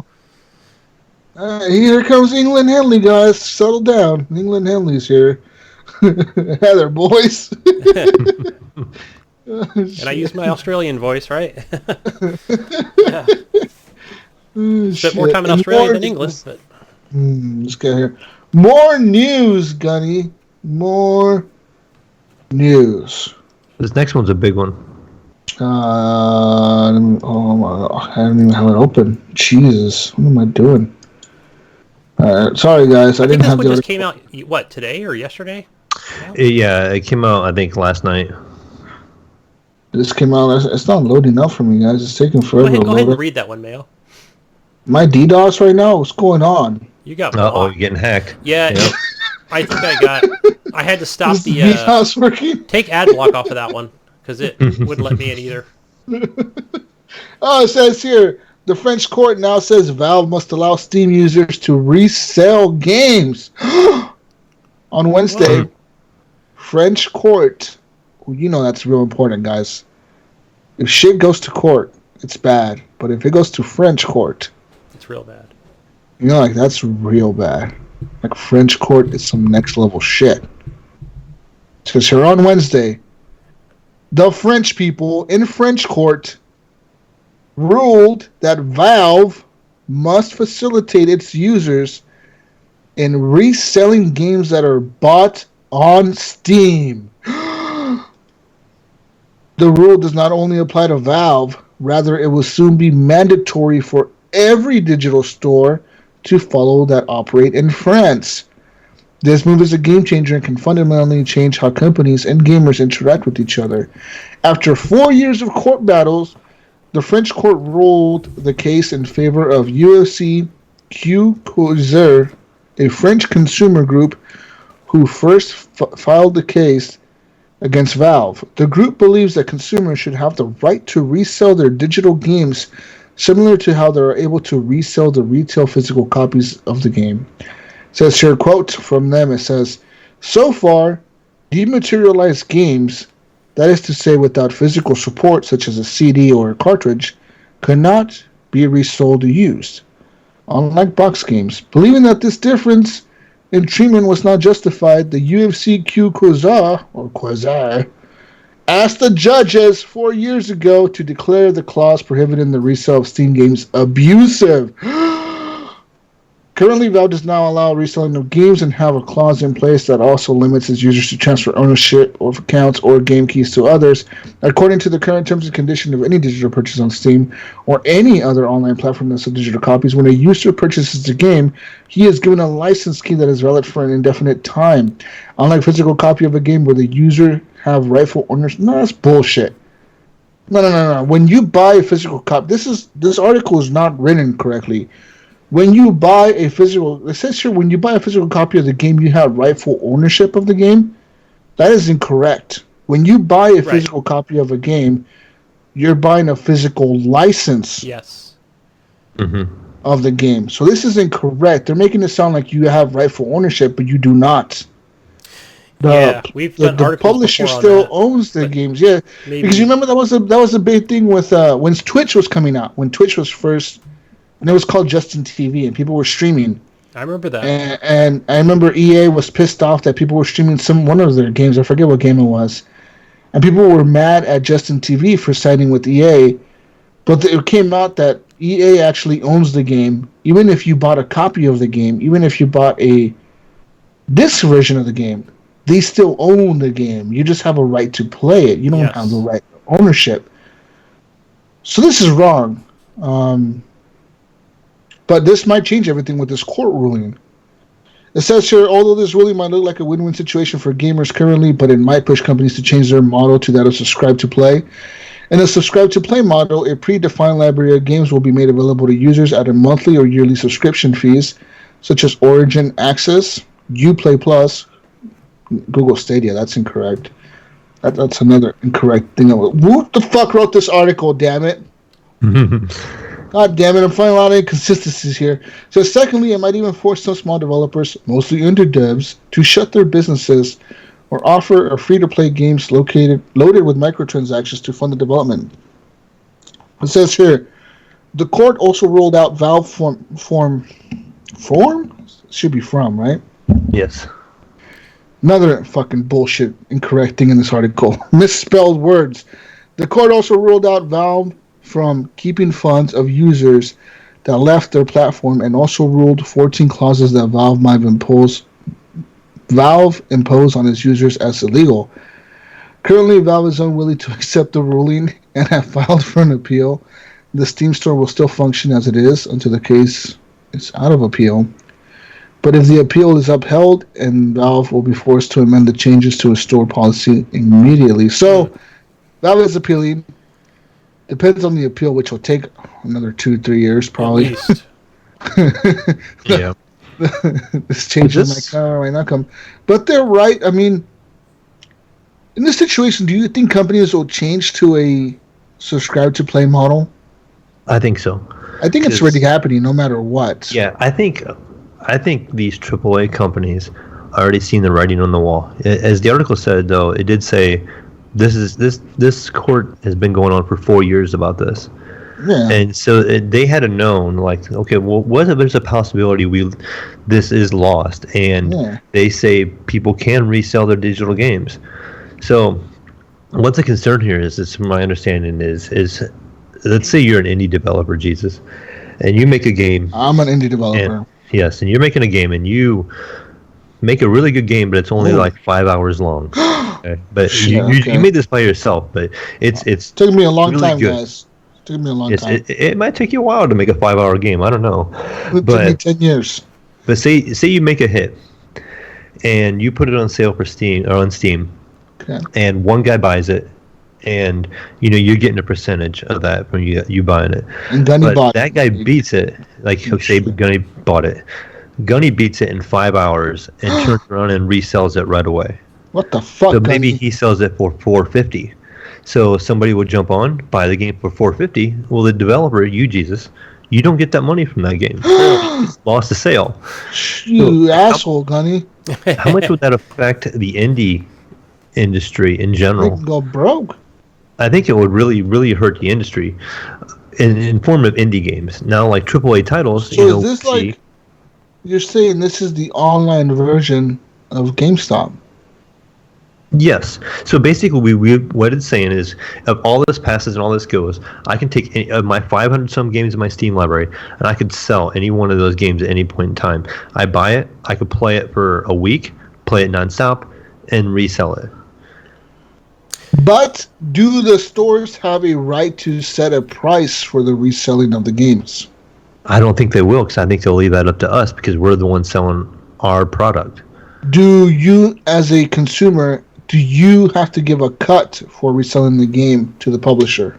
See, that hasn't been answered yet. And if we do have to give, say we sell everything on Steam. Mm-hmm. And you have to give them I think you're going to have to give them a cut. I think they'll make a rule where, like, you have to give them a cut. So Steam will make a cut, but will the developer make a cut? Like, or would that get back paid to the developer? You know, like, so... Yeah, it's like this slippery slope thing where, what are we going to have, this 100-page guidebook? Or is Steam going to have a 100-page guidebook on how things need to be transferred and redeemed and who gets what percentage and who gets what? It just seems so complicated. And then, too... That it would never just happen. Take Steam out of the equation. Say all this goes, and this does happen to Steam. This would also have to go in effect for all your other digital platforms. Epic, Xbox, PlayStation, movies, television shows, movies, television, music. You could probably, because what happens when we do all this in our game industry?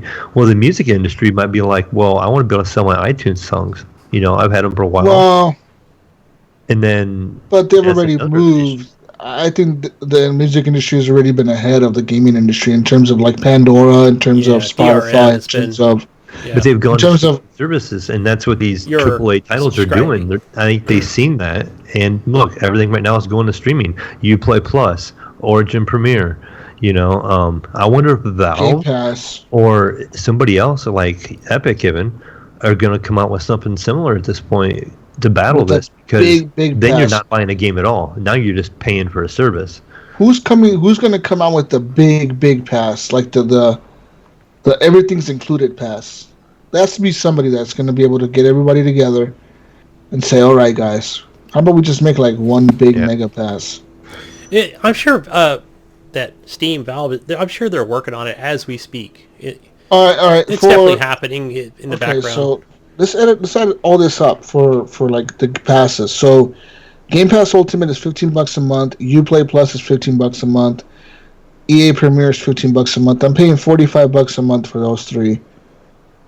And then one more thing that costs $15, and I'm paying $60 a month. So I'm buying like a game every month. But I'm gonna have access to hundreds of games every month for this price.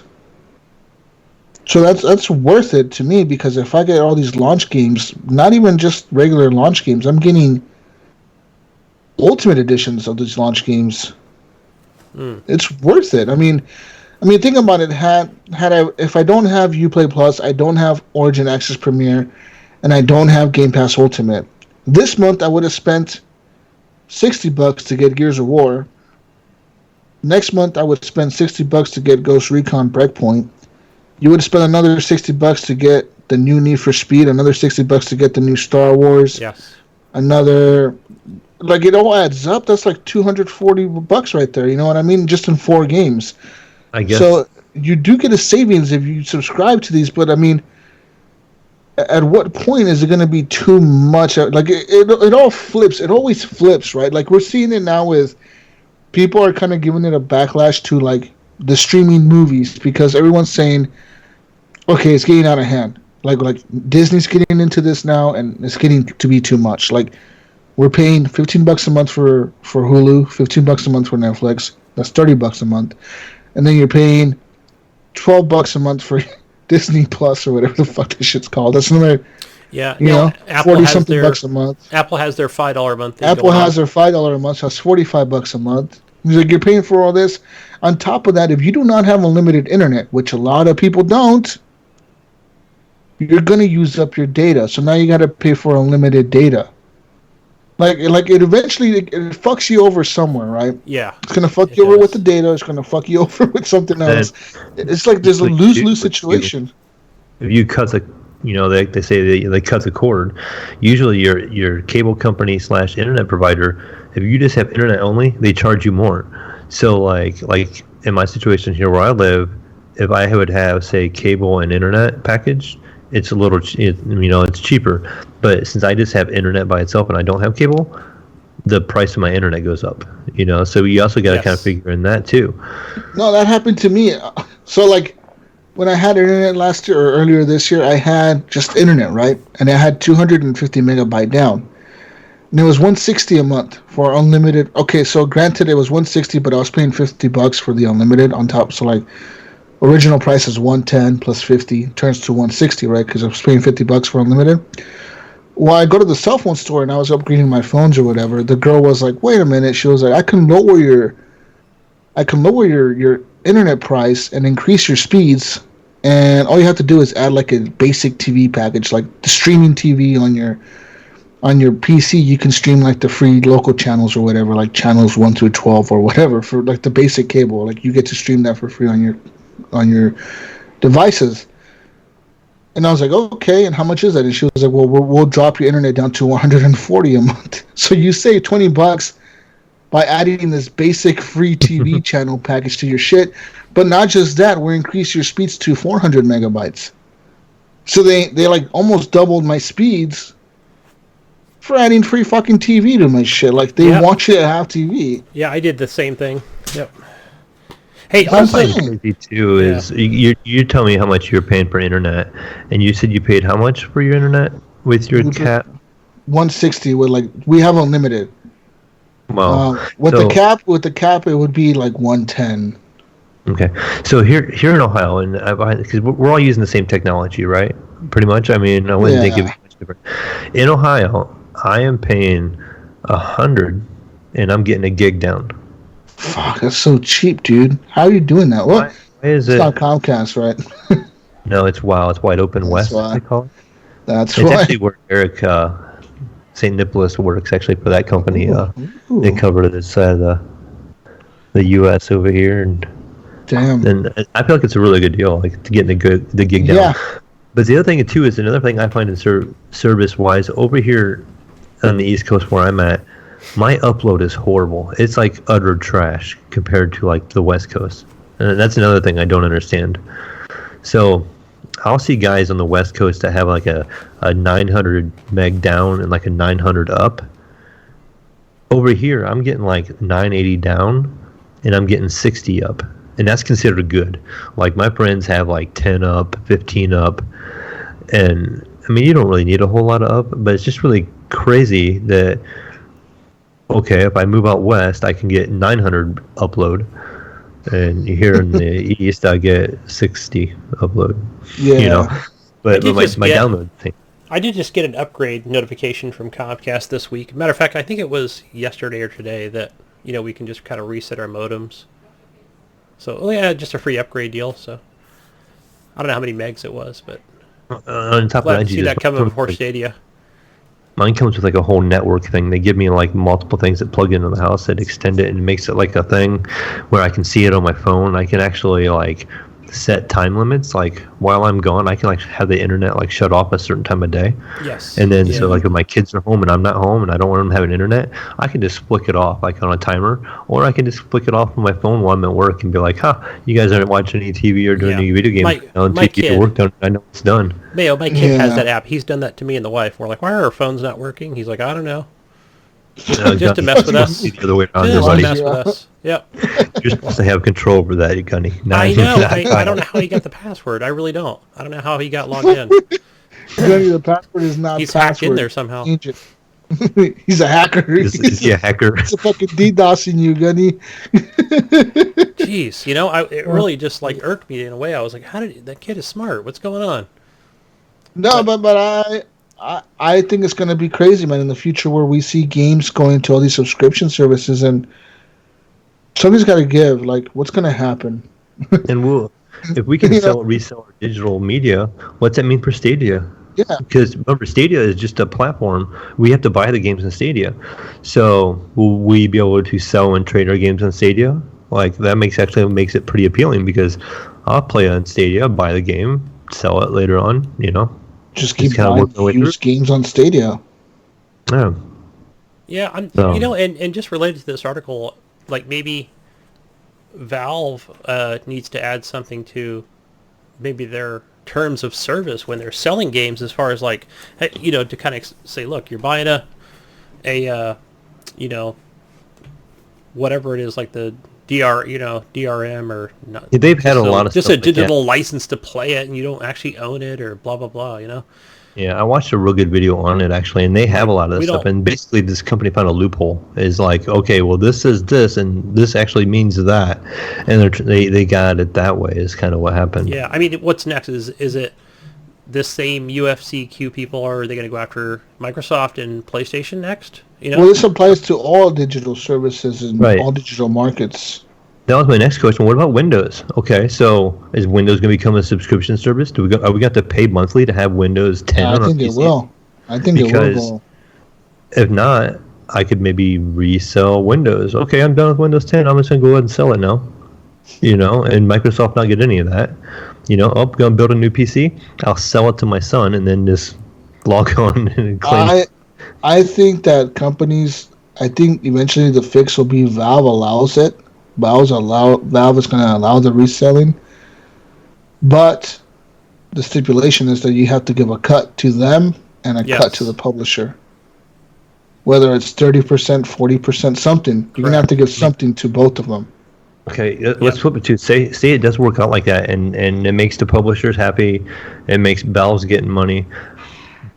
Does that lead other platforms to adapting this, or do you think where Valve would be kind of leading the way, or is this something that would maybe like, oh wow, this is a nice perk that Valve only has?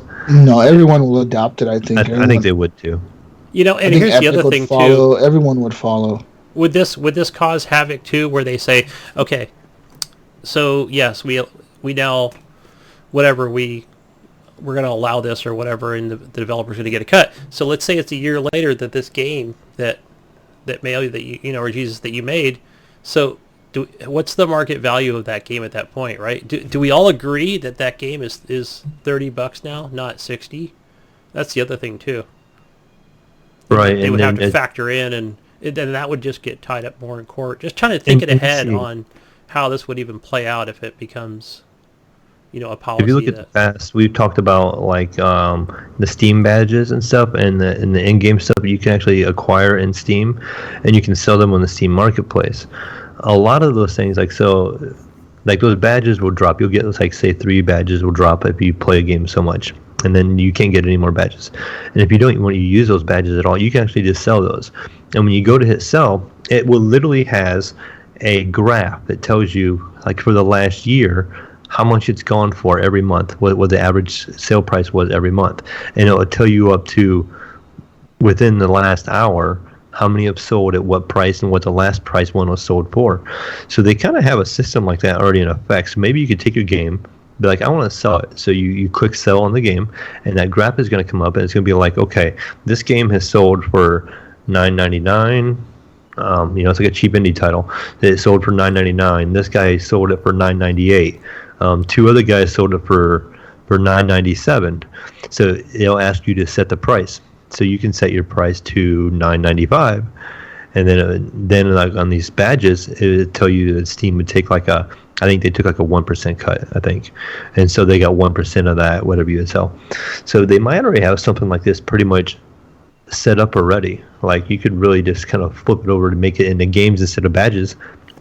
And so if you pick a game you want to sell, you can click on it and be like, oh, it sold last week for $12. You know, maybe I'll just try and sell it for 10 and get rid of it. You know, and then somebody can just buy it instantly and it transfers. And they can just leave it up to you, because Valve is very hands-off. They don't like to sit and monitor things. That's like some of the complaints people have about Valve, and it's kind of a good thing about Valve. They are definitely hands-off. So like the review bombing thing and all that stuff, they let users review the games. They don't want to take the time to do all that, but they also don't want to take the time to monitor it. They let the community monitor itself, and that's kind of a which I think is fun. I haven't, you know, that's right, because that's going to happen. They're better. Yeah, like, that's going to happen especially with like an Epic game or what. Who knows that, you know, it did come to Steam first, or it came later, and people are going to review bomb it. That's just the way it went down. So You just have to know the industry. I mean, if you know like all this controversy is about a game out there, and it's getting review bombed, you can look at the history of the reviews of the game and be like, okay, this game was like 90% positive last month. Then news comes out about the game this week, and now it dropped, and every review is negative, and it dropped 15%. There's a lot of piling on, Just go to YouTube. You can find channels that... something's wrong, yeah. Right? Just use some common sense. For sure. But it just kind of, I thought it was an interesting article that what this could mean for the future of digital sales, and if that means that software and developers and stuff will continue to do digital copies, because maybe they're going to see if they're going to start selling this stuff and we're not getting any of these profits, and we're going to lose sales because people are buying used copies instead of buying our new copy, that, why would I buy a new copy when I can just buy it used? Yeah, so, and I think also the other thing I think we'd start seeing too is just France in particular is that we'd see a lot of developers not putting their game on Steam in France, in that region. Be like, no. And that was an option, but then that makes Steam look bad or Valve look bad. And one of my friends, Snickersney from he's from Poland. He says actually the European Union is actually pretty strong. Like, he thinks that what he's kind of saying was basically, if this gets kind of ruled and this is a done thing, that other things are probably going to follow in Europe with it real quick. And so that could really affect the U.S. Yeah. Because maybe Valve also they can't sell in Europe, and then and then you're gonna have to try to sell in the U.S. and then you're losing all the sales over there. Have to make up for it over here, and it'd just be a mess. So I don't think Valve wants that bad PR either. No. So yeah, I continue to fight with a good fight. So yeah, do it. Yeah, I'm kind of curious how this would go, but this might be well. And the video I watched, they said that if this does go in effect and say it doesn't get overturned or anything like that, their appeal, they lose the appeal. They said it was like Steam or Valve had to pay $3,000 per day that they don't comply or something like that, or it was some crazy number that every day that Steam have to pay it's like a fucking fine or whatever. Yeah, and it would just getting worse if they don't comply. Does this only apply to the country of France though, or does it apply to every other country? Right now it only applies to would apply to France, but it would only apply to France, right? Snickers says that the union over there is really strong in Europe. Like, it would spread to other European really countries. fast. Yeah, real quick.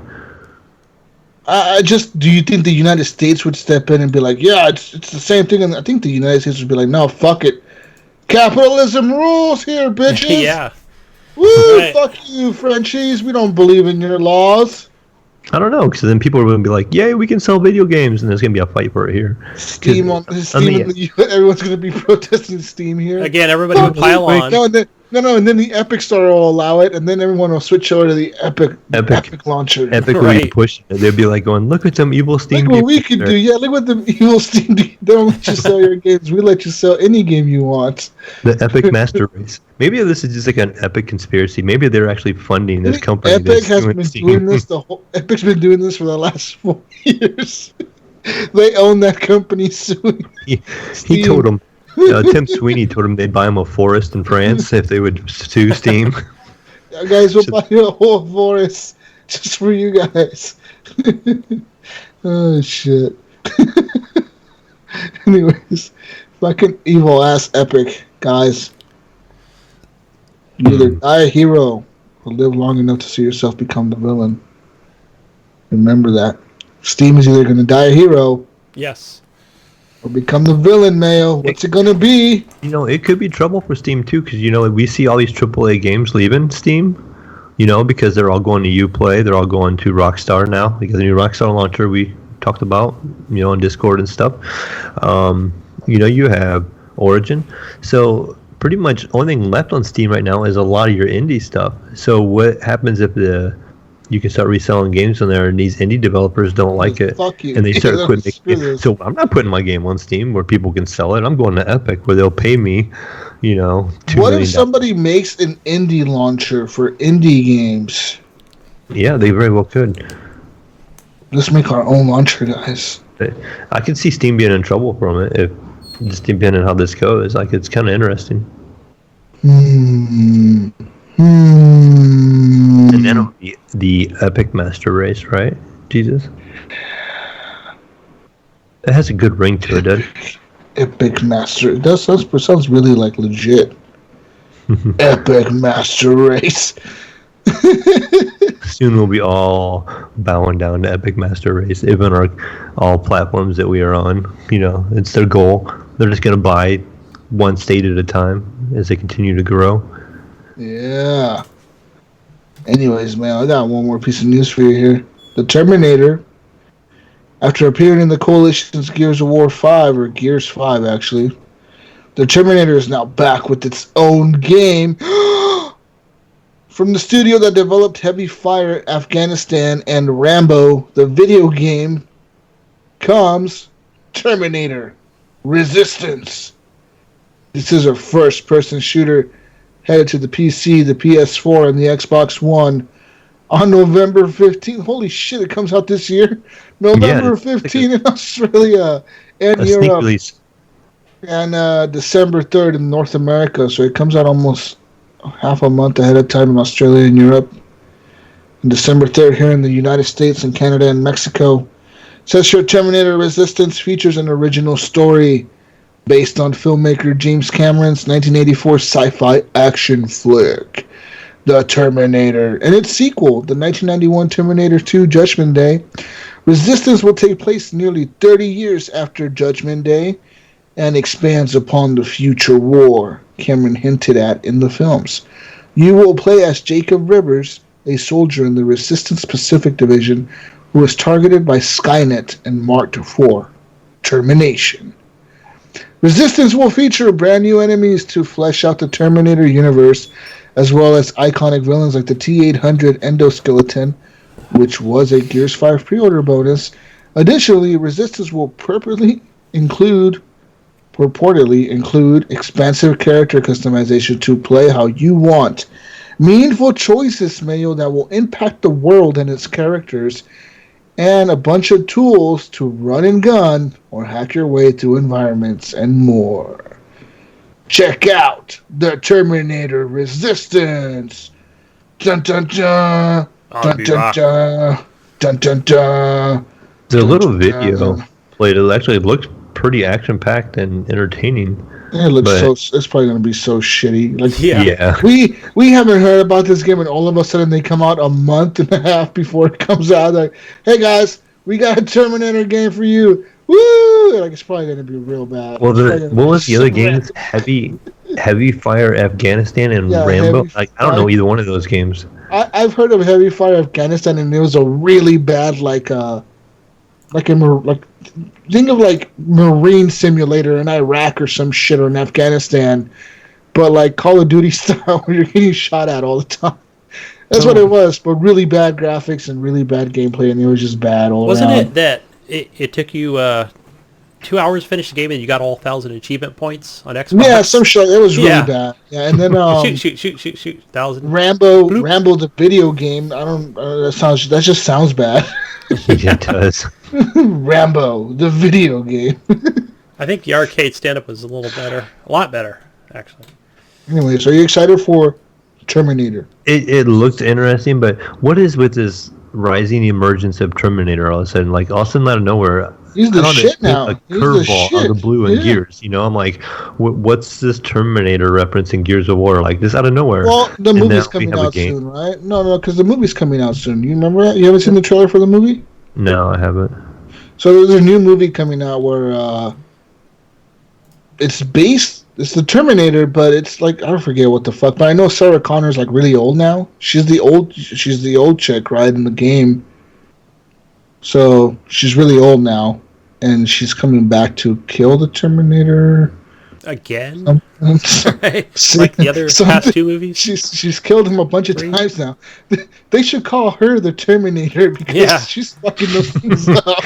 They're not terminating shit if they keep dying. They keep losing. A bunch of robots that sent from the future keep getting killed by a fucking human. They're not very advanced, are they? It's just her and a handgun, you know? Yeah, just her and a fucking shotgun killing a bunch of robots. It's not very fucking tactical. Like, how do you send these things to war if a fucking human can just shoot it with a shotgun and take it out? You know what I mean? I don't get it. Anyways. Yeah, there's a new Terminator coming out, man. That's why. It's called Terminator Resistance, I think. Gotcha. Is that what the game is called? It's probably based on the movie. Hey, didn't Metal Gear make a game called Resistance? No, never mind. That was Survive. Right? That was a Snorfest. Put that on yeah. Game Pass. There you go. That was Alan Maybe's favorite game. He was like, "Oh, it was good, guys. It was a good game." Hey, I played that game with Alan, and I remember we all got that free trial because it was so good. And he was just like, check out all these menus, man. I was like, yeah, they got menus. Cool. Yeah, the gameplay. I like the menus better than the gameplay. Yeah, I did. No, I remember I liked the menus too. I did like the menus better than the gameplay, that's for sure.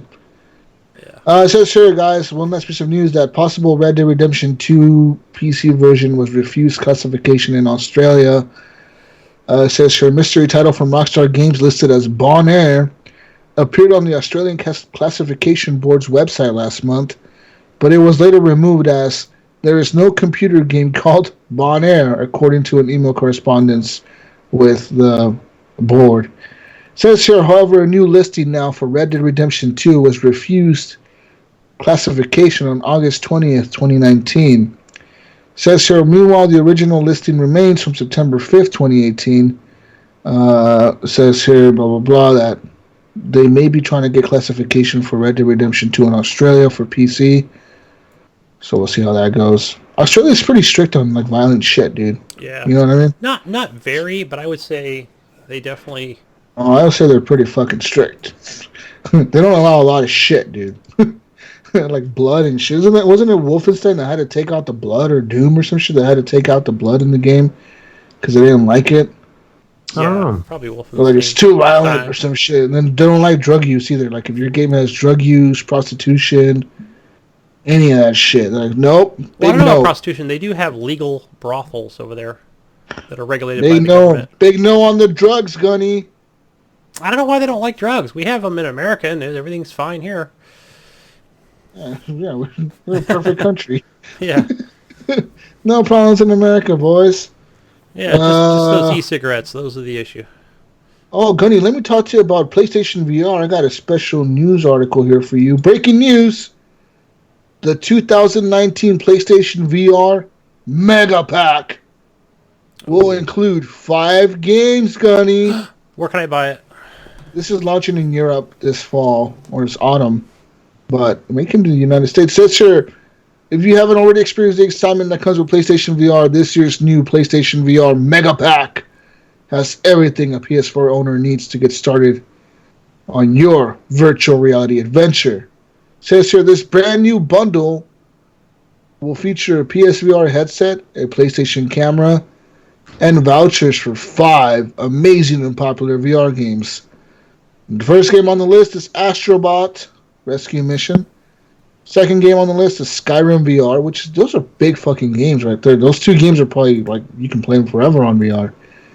Resident Evil 7 Biohazard, Everybody's Golf VR, and PlayStation VR Worlds. No wands, though. That's weird. Yeah, I was going to say no move controllers. That's kind of weird, right? They call it a Mega Pack and they don't include the move controllers, especially when the golf game is in there.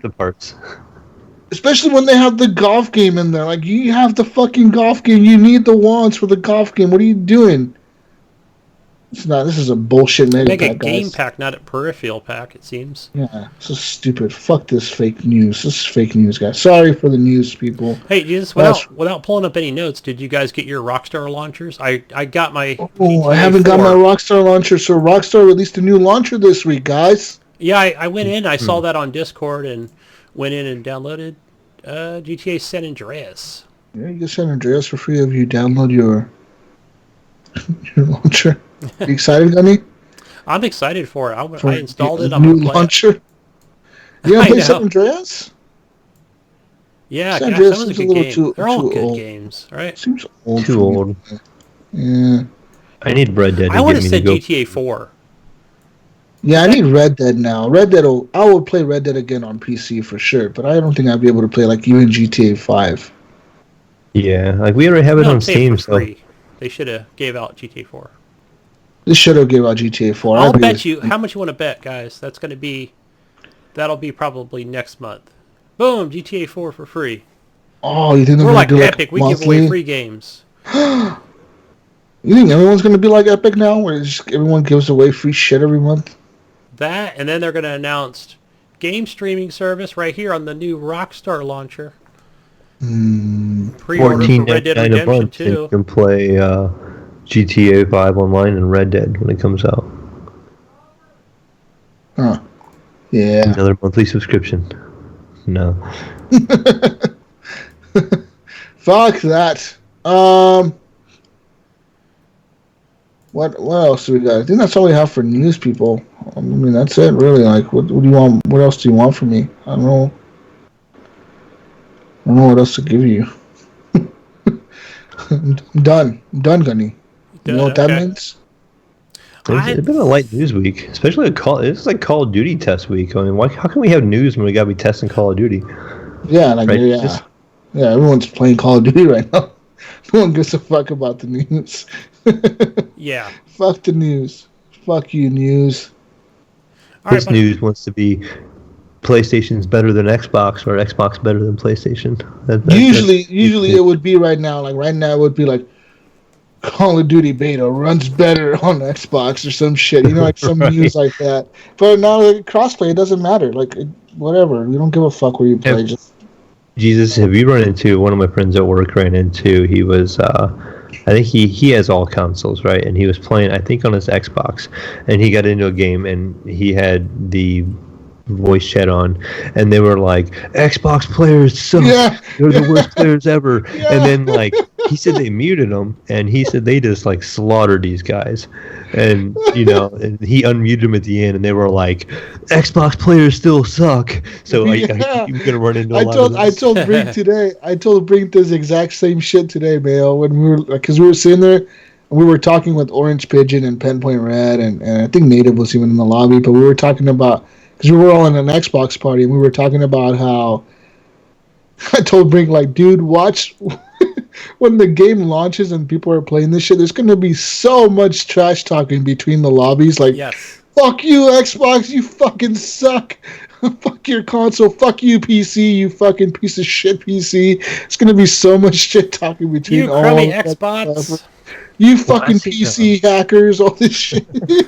I seen a funny video. I don't know. I just kind of came across my YouTube feed, and there's Shroud was teamed up with D'Angelo Russell from the Lakers, like basketball player. Yeah. And he was playing against a pro Call of Duty player. His name started with an S. I can't remember his name. Is it like Scum or something like that? Yeah.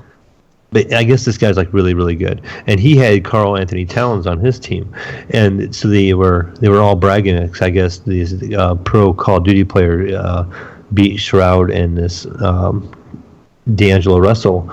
They were doing the 2v2, so like D'Angelo Russell was just dying left and right. He was like bad. He was like really, really bad, like point blank missing people by like 6 feet, you know, in game screen. You know?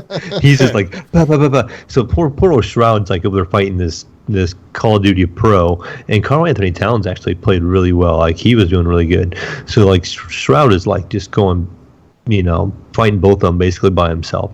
Well, then Shroud and D'Angelo Russell lose the tournament, and so like in the text chat all over YouTube, it's like, oh, the greatest PC mouse and keyboard player ever, you know, the best aim lost to a controller player, you know, and there's like all this stuff on there. Then everybody else on there's like, yeah, but his partner, D'Angelo Russell, was complete garbage, you know, and he was even playing in sunglasses and had the screen really bright. It's like, so I'm sure it's kind of rough, Shit. but you could just see the fanboyism right there. Just like they were like, yeah, it's because he was playing on console and Shroud is playing on PC, and it just goes to show that the PC players aren't any good, But if it would have been the other way around, it'd been like, the PC guys have been like, keyboard and mouse is way better, and it's just funny. There's gonna be no win into this debate. Oh, there's gonna be so much fucking like I told Brink like this is. We thought the console war was over, like starting to die out. No, the new Call of Duty's making sure they're reuniting that console war, motherfucker. Everyone's gonna talk shit now because now everyone can talk to each other. It just got ramped up to like a 12. Yeah, fuck yeah, it did because everyone's gonna be playing the shit out of this Call of Duty and everyone's gonna be talking shit. How many messages, Jesus, do you think I'll get that'll just be uninstall? So uninstall. Fuck you, PC Master Race. You fucking suck. Ha ha, PC sucks. PC Camper Race. I could already see all the fucking insults thrown at us. PC Camper Race. The PC sucks. Fuck you. You fucking See, I'm going to be the Xbox guy tweeting over at Sony PlayStation saying, I hate your community. Sony PlayStation is going to be like, fuck you, Xbox fucking hobos. Eventually, someday Nintendo's going to get in there. Nintendo's chilling right now on the side. Yeah. All right. We're just kind of chilling over here with our Zelda. They're throwing darts. They're poking the bear left or the right. They're poking the PlayStation people. Like, hey, these Xbox guys said this. Seeing how much stuff they started. Fucking yeah, man. It's gonna be insane how much shit talking there's gonna be, and it's weird because as a PC gamer, you can hear both lobbies. You can hear like the people talking shit. It's kind of weird. So, I guess too, they're kind of a neat thing in the settings. I guess I was talking to somebody at work. You can split your audio in the game. So I did not know this, right? And my Oculus was hooked up and it was sitting on top of my PC. And when my son was playing with you last night, Jesus, he's sitting there with his headphones on, and I'm sitting beside and I'm watching you guys play. And all of a sudden I'm hearing voices. I'm like, what the heck? Like, I know that's not coming through his headphones because these headphones are like noise canceling. And then I hear it again. And I hear it again. I'm like, what is it? I pick up my Oculus, and the sound is coming through the TeamSpeak and the chat is going through my Oculus headset, and the in-game sound effects are going through his headphones. So I'm like, what on earth? Like, we didn't change anything. I don't know how that happened or whatever. So I ended up like unhooking my Oculus from the back of the PC, and then he was like, "Oh, it's fine now." But he was trying to play that night mode, and at first he didn't know what button he had to hit to turn the night vision on. So he was trying to do it without night vision, without any communication. And he was struggling. Yeah, it tells you right in the beginning, like, well, for me, it's hold Y or hold triangle on the PS4 or hold Y on the Xbox controller. So I'm assuming it's something like that on the PC. I don't know what key he had to hit. Whatever it is to switch guns, I think it would be it. But anyways, yeah, man. I'm excited to play Call of Duty, and I'm excited to see what's going to happen there, and I look forward to it. Like, a legit Call of Duty, man. It's going to be fucking awesome. And that new 32 versus 32 mode, we got to get in on that, Gunny. Gunny, you got to add me on there so we could be friends before the game comes out. All right. Yep, I've got an Xbox really PlayStation. I'll add you on the BattleNet launcher. It's really complicated as fuck how to add people on that thing. It really kind of is. It's stupid the way they did it. Like you'd figure, like, if I'm playing with you, Gunny, and I invite you into my lobby, and Mayo's not your friend, and I invite Mayo, that Mayo could just tab over to your name and add you as a friend? Yeah, yep. That doesn't work that way. No. He still has to search for you and add you to the search bar. He cannot just click on your name. You can't just click on your name and add you, but it's weird because you can go through your recent players and click on your recent players and add them, no matter what they're playing on. So it's fucking weird how like this is set up. Maybe they'll fix it before the launch comes out, but like right now that's really dumb the way they have it set up. Anyways, Gunny, yo, what time is it? Hey, it's time for it's the console and launcher time. Community question time! Yeah! All right. You're talking about any console and launcher time? What the fuck? That's where we announce our time. Our PlayStation Plus games and our we're talking the fucking shit Evan requested? Yes, but God, since I already talked about the games that were coming out for the end of this month, I thought I would mention that evil Epic Store. Oh shit! Okay, Yes. the evil Epic Store. Oh wow! That's what I was Wonder who calling it. picked that name, Mayo. Huh? Wonder who picked the evil Epic Store Yeah, name. Gunny picked it. Hey, I said the Epic Master Race earlier. Remember? Oh, I guess, yeah. Okay. So Whatever. this week, Evil Sweeney is giving out the what do they call it? The Batman collection, celebrating 80 years of Batman. So Oh, that's cool, man. you log 80 in- years. That's a long time. It's almost as long as you've been around, Gunny. I know. I was just thinking back when I was a That's kid, like insane. Batman Think about- just came out in the comic books. You remember when Was they he invented freaky to Batman? you? Was it freaky when you first seen him come out and be like, what is this crazy character? Jeez. Fucking- And being sick, I Hey, probably Gunny. sound like super old today too. It's cool, man. It's cool. Like I remember as a kid, I was Batman when I was like 5 for Halloween. Oh, me too. Yeah. I really wanted to be Batman, but my cousin wanted to be Batman. But I was like, no, fuck you. I want to be Batman. You're Robin. And he was like, no, you're Robin. I'm Batman. So we had like almost fight for who wanted to be Batman. And then we both ended up being Batman. So there you go. Batman for life, bro. Yeah. Yeah, that was such a good show too back in the day. That was actually on TV back in the 70, 80s? I don't know. It's been a long time.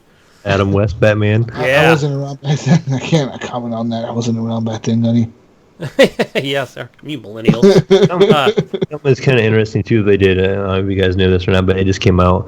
I got home from work today. My son, who plays Fortnite all the time, was saying they put Batman skins in Fortnite, Actually looks really cool. and they actually have like a little Gotham. Like I don't know if it was like Tilted Towers or he said something like I don't know, but he said they have like a little Gotham thing, and then he said like one of the guns that used to be like I don't know, but it has like a grappling hook. They replaced it with the bat. It's like the plunger or thing. whatever, yeah. Okay, yeah. So he says it was really cool. So it's kind of neat Yeah, how like your threw it in the game. your parachute, your little fucking glider thing is like the fucking bat wing thing, the fucking plane thing that he flies. Nice. Yeah.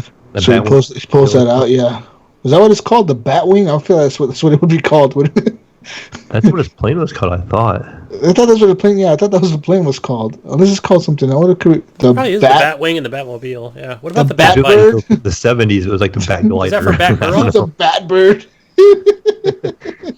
Yeah, I know it's a Batmobile. I don't know. Is it the Batwing? Would it be called something else? I don't The know. Bat Glider.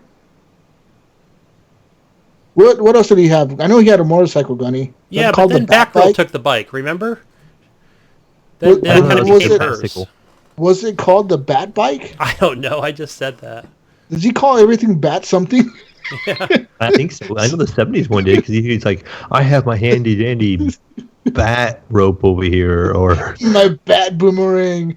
I remember there's an episode he had a shark repellent. And it was like his bat shark repellent or something like that. The Bat Shark. Isn't his boomerang? Doesn't he call it the Batarang? Yes. The Yep. Hey, Batarang. good name for that. That's a pretty good fucking cheesy name for that thing. What else does the Bat have? The Bat.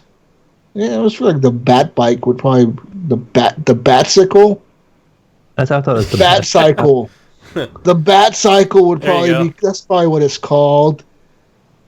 It has to be called the Bat. But I Plane. like how he had that. Was it the last Batman? He had that like the 3-wheeled vehicle.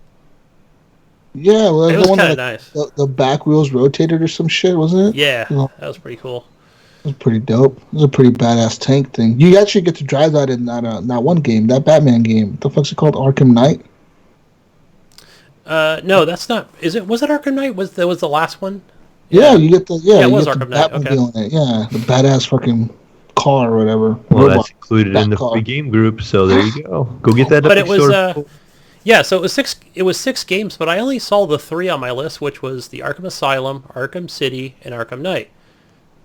Yeah, So- there's a separate link. So if you go back to the store and you click on the deal again, it shows like 2 little boxes on top, and one box was the Arkham games, the other box was the Lego games.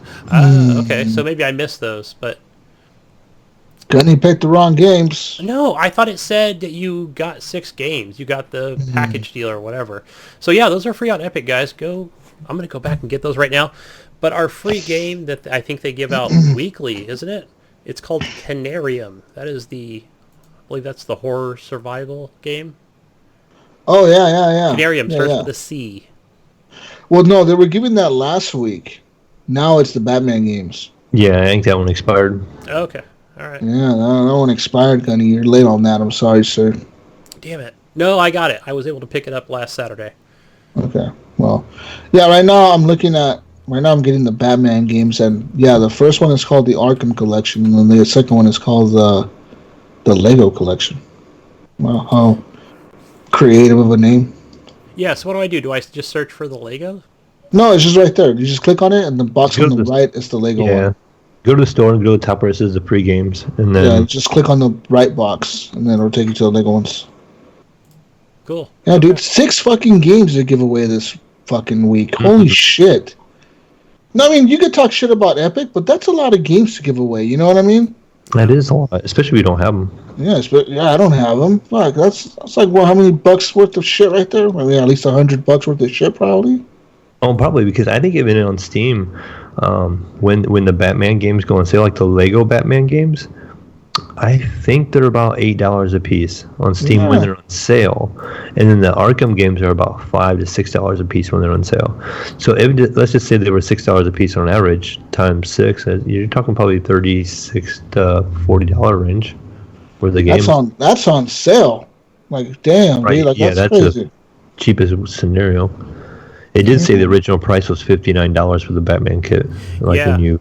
Because I remember that Batman 2 when that came out, and I went, oh, I kind of want to play that one. And like the season pass was like $40 for the longest time.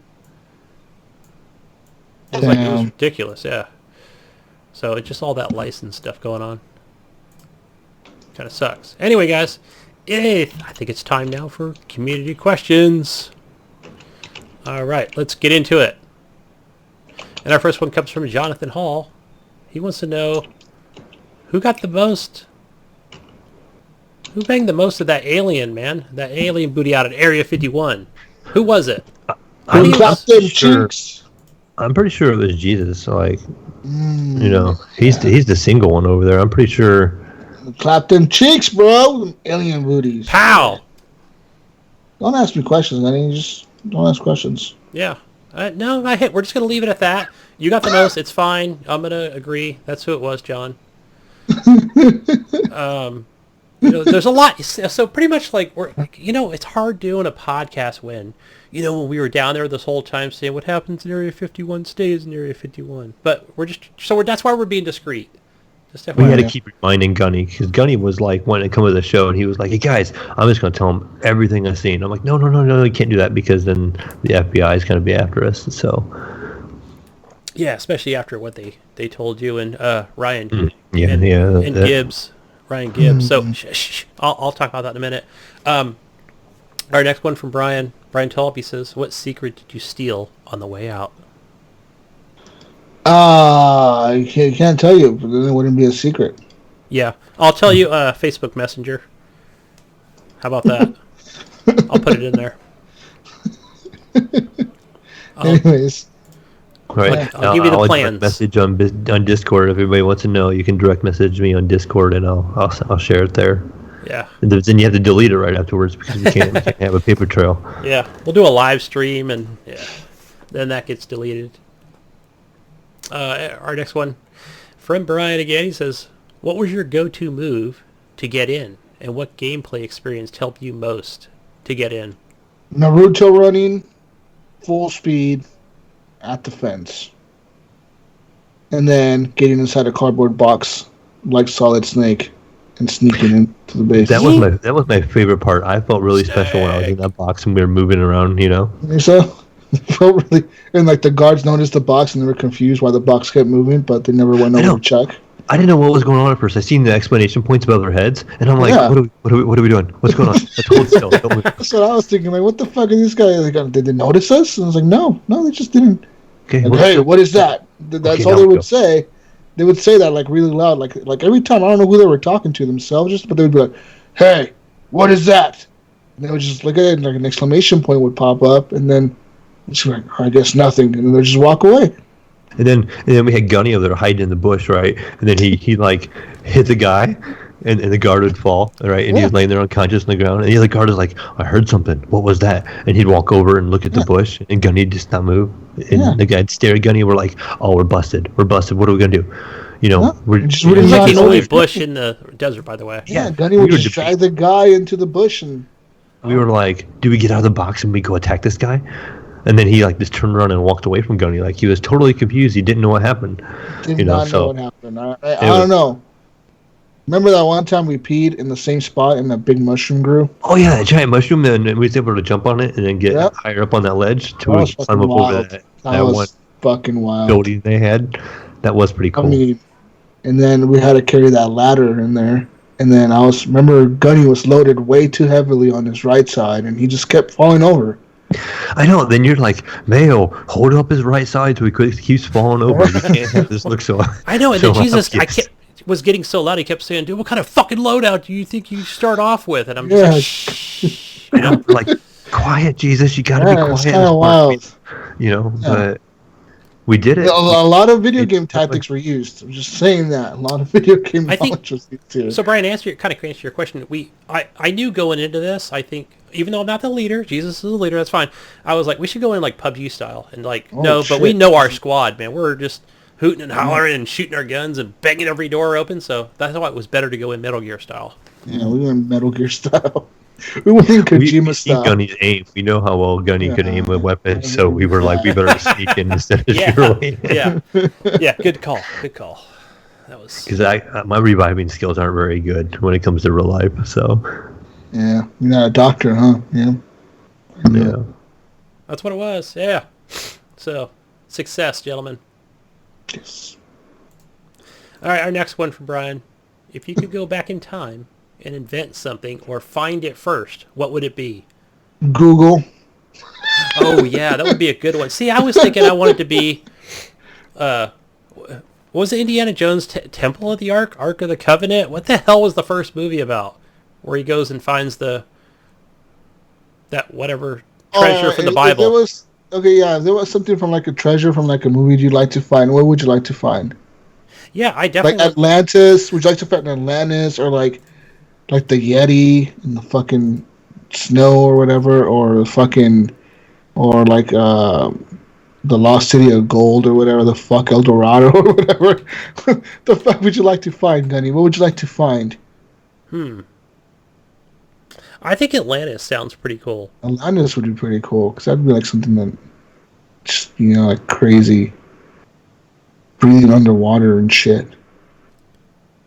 Yeah, that would be amazing. Yeah. Yeah, I think it was the Ark of the Covenant. That's what it was in Indiana Jones. It was an awesome movie. So I would have loved to have found that thing. And then, I would have loved to find the City of Lost Gold, Gunny. The Lost City of Gold. Whatever the fuck it's called. Something Gold City. I want to find that. Just have treasures upon treasures, yeah. Upon treasures. Never tell all anyone. all the gold coins that I don't know what the fuck I'm gonna do with. But all the gold coins. It'd be priceless. Yeah. I think mine would have to be that when we were in Area 51, when we got to that last building and that box was marked super top secret. That thing they had in there that we just we're all just amazed at like what it was, and we didn't really know. Like that's what I needed. Like I can't really say what it was. But you don't really have it. If you did have it, it would be somewhere, not here, but right somewhere. I want to be the one to be able to invent it and go, or if I could go back in time, I would be the one that invented it. So I would have it, but right now I don't. So I wish we did. Nice. Yeah. But as an invention, I legit would have loved to invent Google. Think about that's a good one. I thought all the data you could steal from everyone in the world.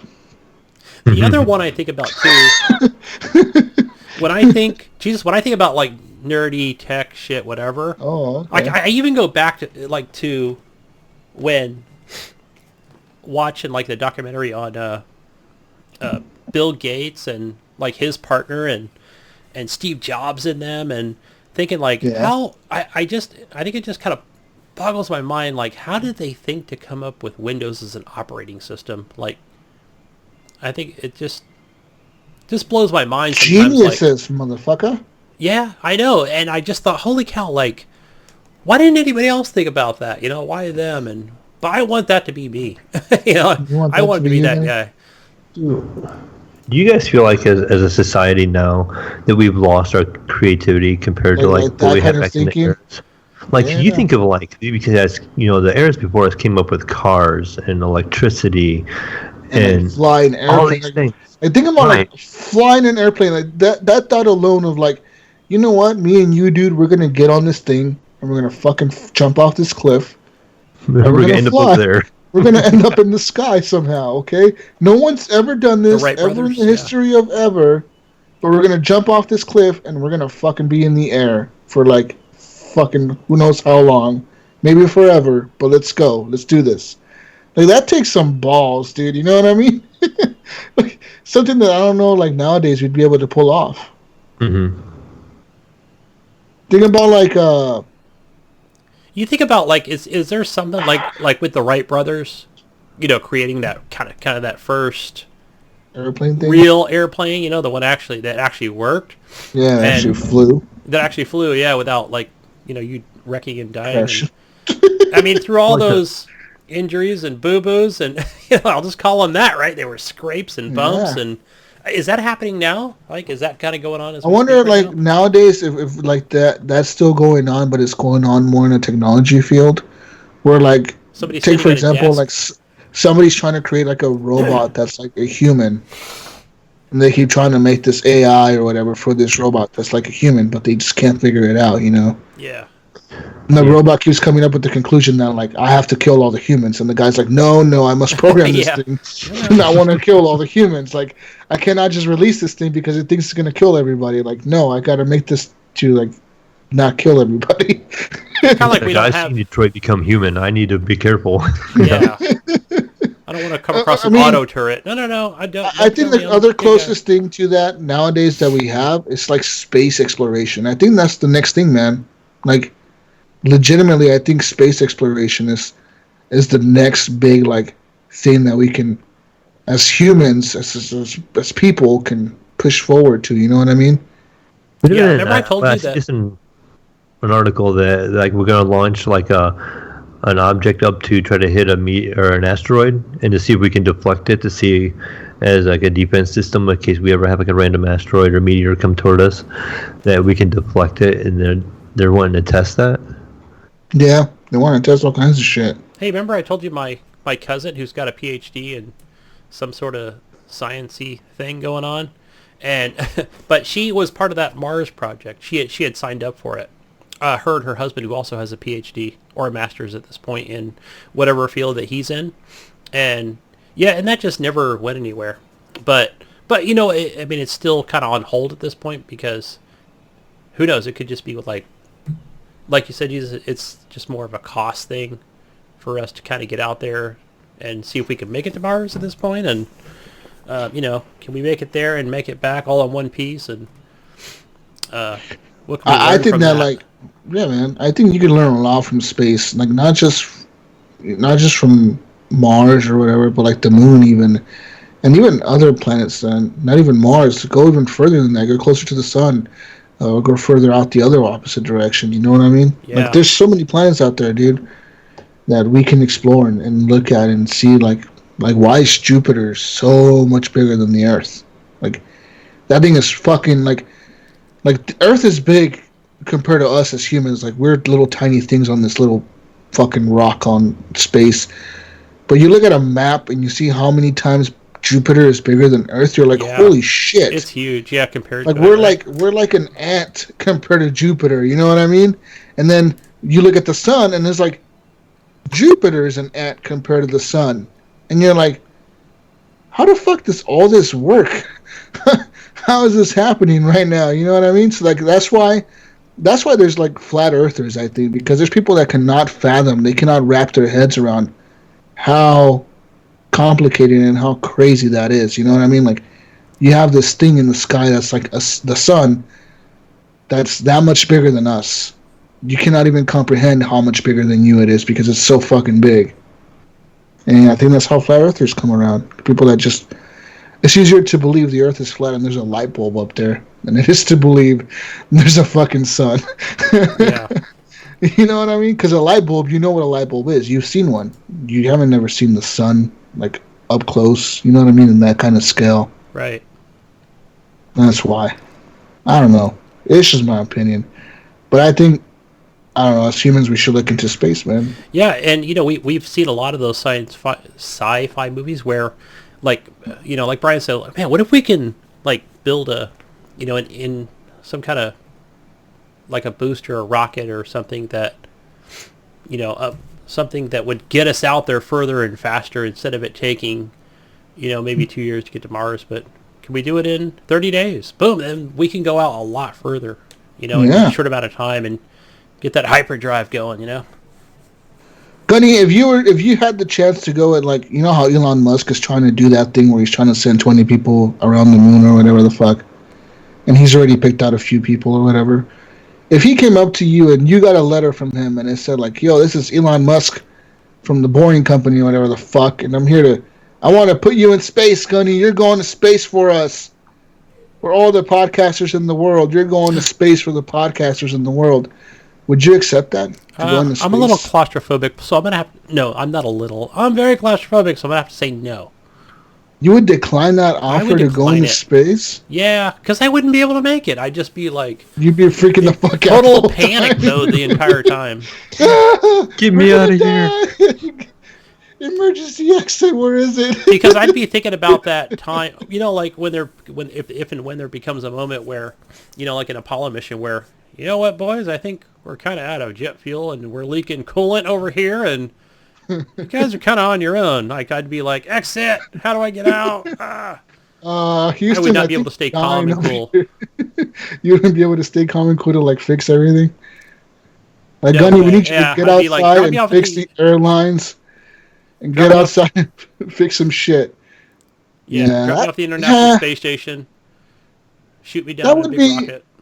That would be an experience, but you're right. It would be definitely scary. You know what I mean? If you're not prepared for, like, what to expect, which you're not because you've never been to space before. So you wouldn't be prepared at all to expect anything. They could show you as many videos as they want of, like, astronauts going to space, but you would not. When you're in there and you're in a fucking rocket going up to space, you'd be like, I would be freaking out, I think. I'd make sure I'd have, you know, the decatheter if it's working and everything's cool. Like, yeah. Would you do it, Mayo? Would you go? All right, I'm good. I don't know. Not to be that guy. I feel like this may sound really dumb, but I almost feel like I would get bored because, you know, you can only look out the window and see so much. Like, as you're going as just like a pedestrian, say, and you're just going for the ride.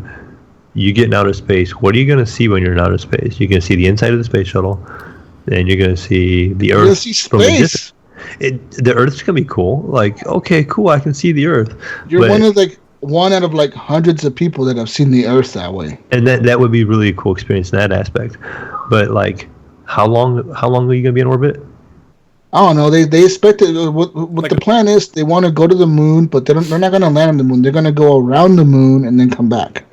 Yeah. So that's not a real long time, I guess. Because I'm thinking, like, you're on, like, a 6 months trip, say. Maybe it's a month or something. Maybe a month. Yeah, a month it only takes a day and a half to get out there. Maybe less now with technology. Really? Oh, yeah, it takes... To the moon? Yes. No way. Yeah. That fast? You know what? Outer space is only... I think it's only 100 miles if you look up. It's only 100 miles straight up. But, I mean, how many... Wait. And the moon's not that far. You're saying right now, if I look up at the sky and I see the blackness of the sky, whatever, like the outer space, that's 100 miles away from me right now on Earth? That's what my uncle said. He said the stratosphere or whatever is only 100 miles. So, and it's not that far to the moon if you Google it. But how far is the moon? The moon is because you're moving at 238,000 miles, almost 239,000 miles. Yeah, but look at the speed you're moving. I think you're moving at, what, 3,000 miles an hour once you get up there because there's no... Gravity, you're in the vacuum of space, so there's no friction. So you can move at... Gunny's over here with this engineering. Hey, my dad used to work at the International Jet Propulsion Laboratory in Livermore and another secret location. Gunny's over here dropping all the fucking stats for fucking NASA. My dad was a Gunny, machinist. you're going to get us to space.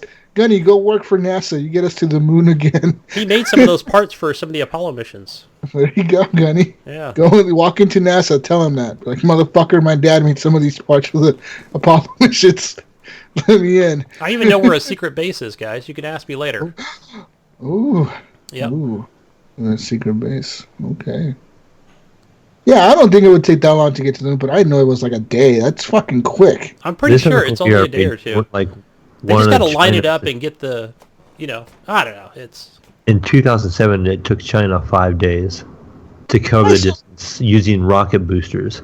It was followed by the Change 2 orbiter, which launched in 2010, and it arrived in the lunar orbit within 4 days and 16 hours. Wow, yeah, because so what happens is, right. People don't realize also that not only are you moving like towards it, it's also moving at a very fast speed, in orbit. So you have to kind of match its speed. So what you're doing is you're trying to hit it to where it's going to hit at the same point. Exactly. When you both get to the same point at the same time, right? Same point at the same time, but then you have to be at the same angle and be at the same speed as the moon is actually moving. So goddamn, this makes me want to play some Kerbal Space Program. Yeah. I want to play some Kerbal Space Program to figure all this out, Gunny. I'm going to hire you as my engineer in Kerbal Space Program. I don't know why I haven't played that game, right? If I know so much about my dad was yeah, motherfucker. You know a whole lot about space for not playing Kerbal Space Program. What the fuck? Okay, so the fastest mission to date is 8 hours and 35 minutes. Wow. I don't know if that's manned or not, though. Yeah, because we use lasers nowadays, right? When we launch missions, like literally, like we can laser the moon, the sun, all the planets within our solar system that can give us and the it was accuracy. moving. It was moving at 36,000 miles per hour. You know what, guys? That's why I'm really excited for this, for Elon Musk's, for his his version of the subway. With vacuum and magnets, it's just going to be. He's trying to get to like L.A. to Seattle in like 2 hours or some shit, in an hour. Oh yeah, I think he can definitely accomplish that. How the fuck do you not die in that thing? Dude, I'm telling you, if that thing ever leaked, it would just be like this massive explosion. Big explosion that fucking kills everybody in the train. You know what I mean? Like, that's insane. I won't be in the test chambers for that. Yeah. That's for fuck sure. That. That's some little space talk for you folks out there. Thank you for joining us for Gunny's Space Corner. And you space people, they probably think we're crazy. Let us know. All right, we got another. Is there any flat earthers as listeners? Let us know too. Yeah, tell me I'm stupid. I don't know what I'm talking about here because it's been a while since I've, The moon doesn't exist. God bless my father and everybody, but he's rest in peace, Dad. But yeah, big fan of space. Brian has another question here regarding aliens. More alien stuff. Oh shit! More aliens. Out of all the alien cheeks you could have clapped with, which ones do you wish you could have? Oh. I'm already thinking like Mass Effect 3 alien cheek here, but... Yeah. Yeah. Give me that Mass Effect booty. Yeah. Give me all the Mass Effect characters. I want the Ashley chick, the Miranda chick from Mass Effect 2. Miranda wasn't an alien, but yeah. Miranda. She wasn't an alien, but, she's an alien technically to us because she's in space and she was probably born in space or whatever. How about that, was it Tali that blue chick? Or Liara? Yeah, Liara, the blue girl, and then Tali too. Fuck it, get Tali up in this motherfucker. And then Mass Effect 3, get them, all of them again. How about Mass Effect Andromeda, we go with the blue chick. And the other chick. Yeah, what's up, motherfuckers? I'll take them all. And I'll even take that robot, that Edie robot thing. Damn. Part of the ship. I'm taking all them alien Tapping cheeks. bots, too, man. Going all out. Oh, shit. What's your favorite alien cheeks, man? What game have you played that has inspired your imagination with the aliens? I don't know. I was trying to think about that. Like, you're right, a Mass Effect would probably be the first one off the top of my head. Yeah. But I can't think of too many games that have too many alien chicks. Give me some examples. Can you guys think of any more examples of alien chicks? Mass Effect. I don't know, man. You know what I was thinking of, too, was... I always think back to, like, Star Trek The Next Generation, because they had some pretty... Like, anybody that's even on the ship... Like, they're aliens to us, aren't they? I mean, we don't think of them as humans. Oh, So there was shit. some pretty hot aliens on that show. Yeah. How about on the Star Wars characters? Another There's Star some Wars. aliens there. The one All with them, Yeah, I all could them tell you chicks the in names, Star though. Wars are Yeah. aliens. There'd be a lot of options, though. Yeah. You'd always keep your options open. Star Wars, Star Trek. Yep. What other space shows is there? Lost in Space? No, there was no real alien chicks in that one. How about the movie Alien, huh? How about that alien? Yeah, I think I'll bite you right off of there. Come.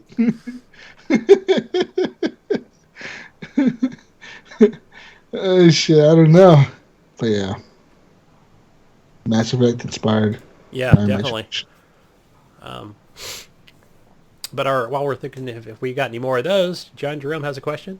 He said it's an awesome coincidence that all this craziness happens to fall on my birthday. Happy birthday, John. Happy birthday. Do you guys do anything special for yourselves on your birthday every year?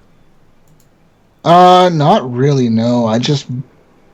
See, it's hard for me because I buy myself whatever I usually want.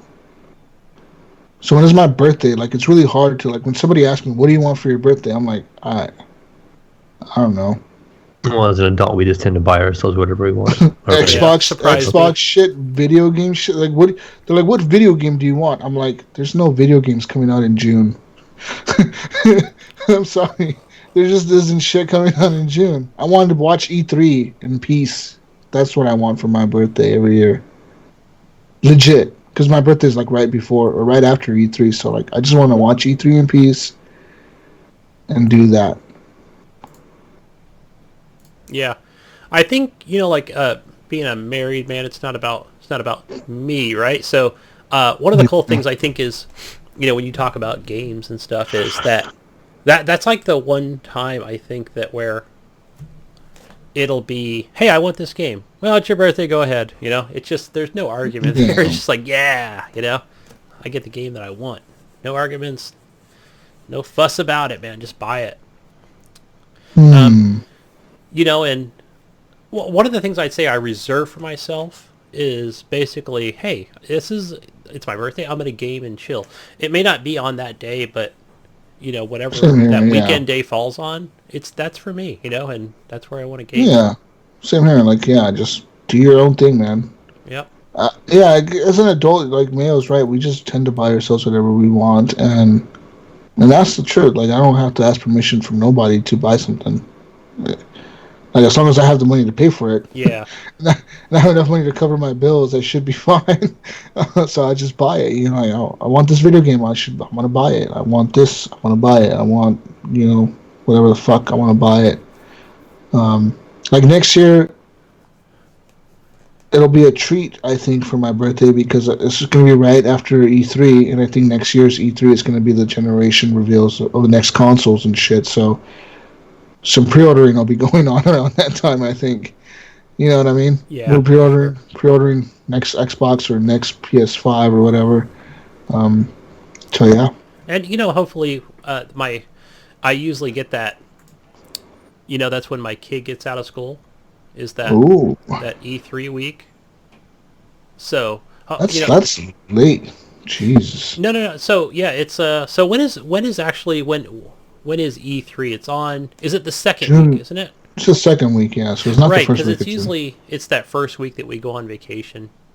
Somewhere. So like I'm going to make it a point. I want to make it to E3 and be on the show this year, unlike last year. So, but still a good time being out there. But anyway, guys, our next question is from Shiloh, Mom's Basement. Shiloh Jocelyn, what's up, dude? He said, did we finally learn where babies come from or what rhymes with orange? No, we didn't. Yeah, I didn't see any of that information either. Storage rhymes with orange. Storage? No, it doesn't. Damn. Porridge. There's no other orange word, is there? Yeah, and I think we'll find out. I think, Shiloh, once Death Stranding comes out, maybe that... I'm going to say it's going to be the second game, Death Stranding 2. We're going to find out where babies come from. Death Stranding, the baby walking simulator of this generation. Hideo will come out. Stay tuned for part 2. You find out everything. Even You more. have 2 babies. No, the babies come from the still mothers. The still mother. Because no you know how, spoilers. No spoilers. No, because this already has been revealed by Hideo Kojima. He says that the babies come from the still mother, and it's kind of like reverse of like a stillborn baby. Instead of like the mother having the stillborn baby, the baby's born fine, but the mother becomes like a stillborn person. Like she dies because she has the baby. That's a That's trip how those she's babies. gotta... That's how those babies are made. That's why she's called. That's why they're called still mothers or whatever. Yeah, and she's got to stay in that room. That's a Yeah. trip. That is a trip. That's why that game intrigues me, I think. And that's why those babies have like the ability to like, because they were born from death. They have the ability to see death. That's why they can see the BTs or the DTs or whatever the fuck they're called. BTs, yeah. BTs and the BBs and the CGs, and then there's a bunch of fucking crazy shit in this game. Die Hard Man. It's an evil guy in the game. Yeah. Die Hard Man. Yeah, just thinking about that. Sounds There's like a more Mega news Man on that. character. I think we're gonna... Don't leave it up to a Japanese guy to name the characters, because he'll name shit like Die Hard Man. It's a character. We I had see the cutscene This now. is coming from a dude who named a character Snake. Come on, fucking Hideo, dude. we had more news on this game, and we just thought, okay, well, we're just gonna save it for next week since we did talk about it so much last week. Hideo Kojima is the fucking visionary of the gaming world, Gunny. Yeah, we read that article where he's like one of the last pioneers or whatever in all that stuff. He might just be. He might, yeah. He might just be one of the last geniuses left in video games. Man, what would happen if Hideo came out tomorrow and says, I retire? Would the gaming world crumble? Or, I mean, what would The happen? gaming world will collapse. Games are over. Games are done. I'd be thinking I was in a parallel universe or something. Whoops, I shouldn't be here. No more Games are- Red Deads. No more Gears of War. Nothing. Nothing. All the gaming industry is just going to shut down their doors. After what we saw with Metal Gear Survive, look what happens.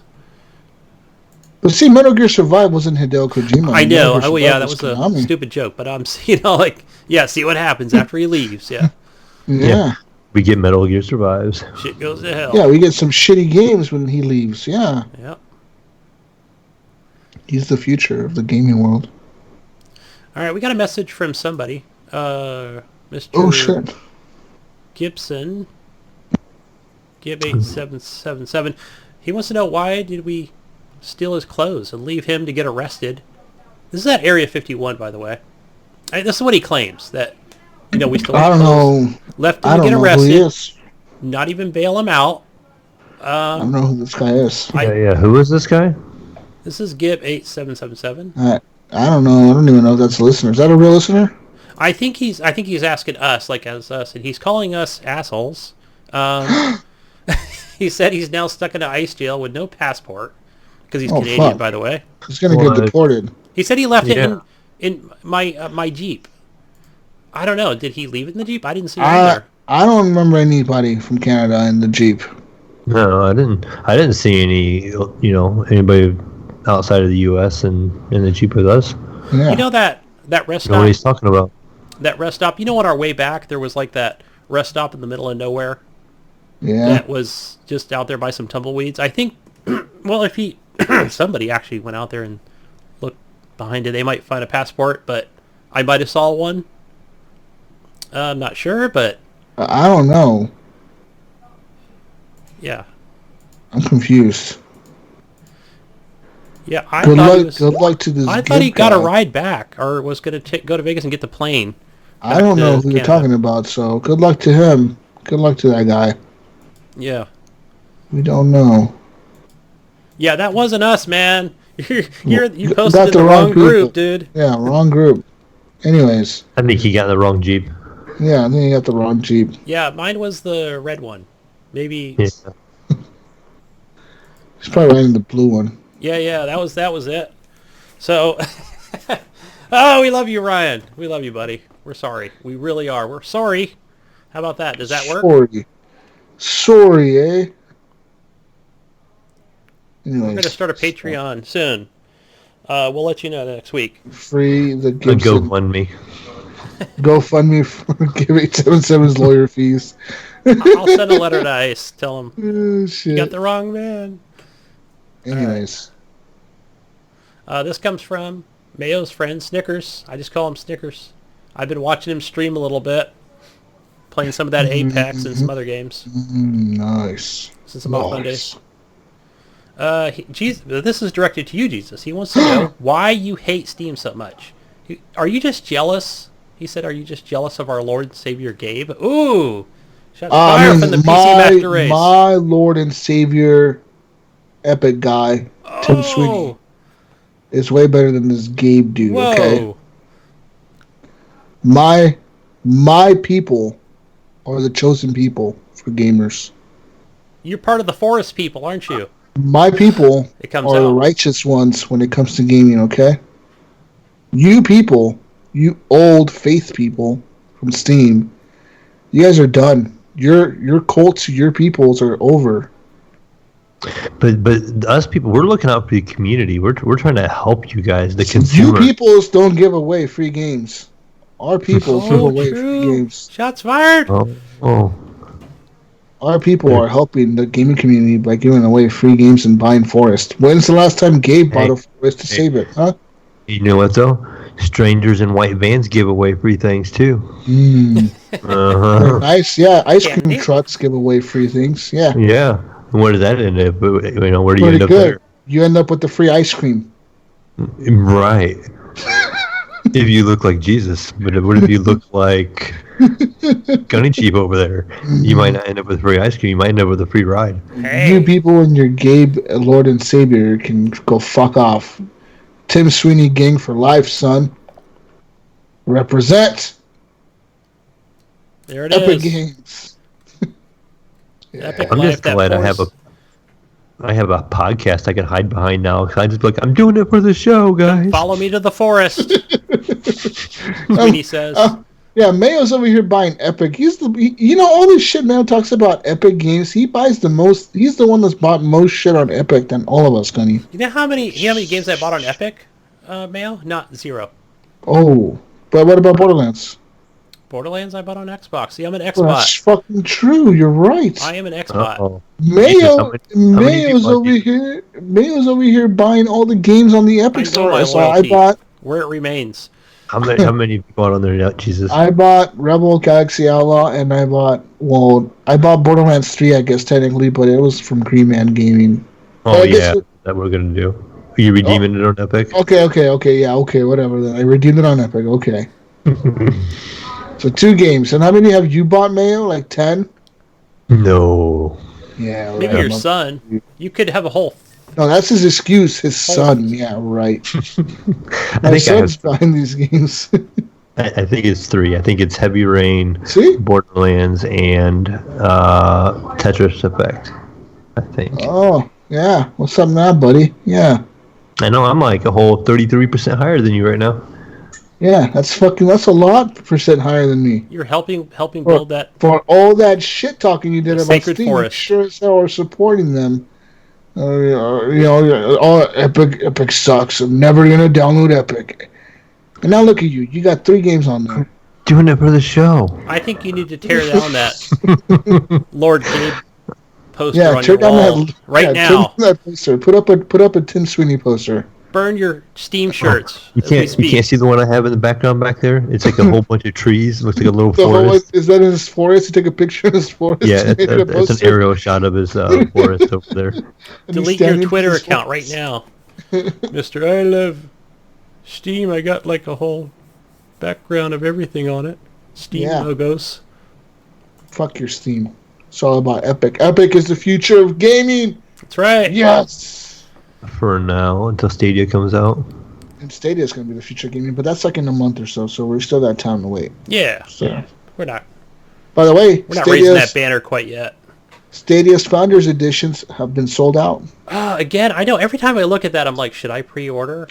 How does Well, I that guess. How do you sort out? How do you sell out? You just sell out of the controllers, or Well, it was what? the Founders Edition. I don't know. I guess the Founders Edition lets you be a founder. Yeah, I I'm think it assuming, has yeah, to do with the controller. you sold out of the controller, yeah, because I think they've restocked the blue ones, And because I the know no one well, was buying the blue ones, so they restocked the midnight blue ones, and I think they sold out of them again. But the white one and the black one are completely sold out. I think I bought the black one. Gunny's gonna get the pink one. yeah, but you also have to get the actual connector itself, the dongle. Yeah, yeah, Well, you yeah. can just buy a regular one for that, can't you? Don't you have to have like the Ultra Chromecast or something like that? Yeah, but if you buy the Founders Edition, you get like the Ultra Chromecast, the controller, and like 3 months of Stadia for like that price, which it comes out to be kind of worth it because like the Chromecast by itself is like $40. The controller is $60. Yeah. So that's $100 plus the 3 months of Stadia would be $30. So that's $130. I think that's how much it ends up Yeah, costing you. 129. Right? Yep. Yeah. So you save $1 by buying the bundle, but you also get to call yourself a founder, which is the perks of this Gunny. You would be a founder of the future of gaming. Oh, You could be yeah. the ultimate fan. 10 years from now, we're playing Stadia and everyone's playing Stadia. I'm going to have a founder badge and you won't, Gunny. I'll have my Xbox badge right here on my chest. Fuck you. Okay. You're not going to have your I'll be founder streaming. badge like I am. Streaming my games on Xbox. That's right. Hobo I'll box. have my Lord Gabe symbol on me. Yeah, right. PC Master Race symbol. Have you seen that? You're going to have an epic fucking tattoo on your head, Mayo. Tattoo the epic He's going to take logo his shirt off. on It's his going to be right there. Yeah. Clear as day. head. Yeah. Fuck Steam. All right, guys. Enough of this launcher wars we're going into. Next one from Ghost Nico. Of all the gaming genres out there, FPS, RTS, RPG, you name it, which one finds you playing the most of, and what is it that is so appealing to you? What draws you to that genre? Definitely first-person shooters are probably my main one. And I think it's just the camaraderie, like playing with friends and just being able to shoot the shit. Like, it's hard to play with friends and being like in a strategy game. Like if right now me and Gunny and Mayo were playing a game and it was a strategy game, we couldn't sit here and bullshit about things. We could probably do a podcast playing Call of Duty, but we couldn't do a podcast playing Civilization. Well, I think we could talk a lot of crap. I'd be like, I'm building these 12 elephants, and they're going to come to the left, and then I'm going to send them to the right, and he's never going to know what hit him. Yeah, like I don't know, like I guess we could do that, but like it's just I don't know. I feel like definitely first person shooters are my go to because I get to just hang out with friends and shoot shit. Yeah. Yeah, I think for I'm me, right there with you. I think for me, it's usually like my go-to for any kind of action games, not so much FPS, but like your Just Cause games and things like that. So single Like player, any kind of shooter, I guess. usually maybe. my first are racing. I think because I'm not that competitive. Although you will find me on like an Apex Legends or something on Saturday or the Call of Duty beta. But I'm still a little out of the air on the Call of Duty thing since I didn't get to play it this weekend. But I played a little bit of Apex this week. yeah, Like 4 rounds, and I ranked up like 5 times. I was like, what the fuck? I don't know what happened. 3 rounds of Caddy this week. I haven't played much else since. I'm level 50 something in the battle pass. I've given up. I'm not gonna make it to level 100. Yeah, I think I stopped at 52. Yeah, I like a I haven't level played 50 like a something. month. Yeah, like I'm done. Whatever. All these other good games came out. And Yeah. Sorry, Apex, you're dead to me now. yeah. Yeah, Gunny. Yeah. All right, guys. Oh, do we have any more questions? I don't think we do. I think we are Okay. possibly done. I'm just going to check the Facebook really quick. Oh. See if I missed any of those. Anything else here you guys want to talk about? No, I'm good. Oh, people, if you're interested in listening to us live, we now have the ability to do the show live. But there's a caveat to this being live.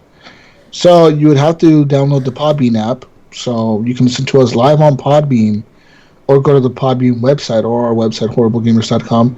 You would be able to listen to us live. There's no video of us, but you can hear us live, definitely. So if you're driving, you can hear us live through your phone, etc.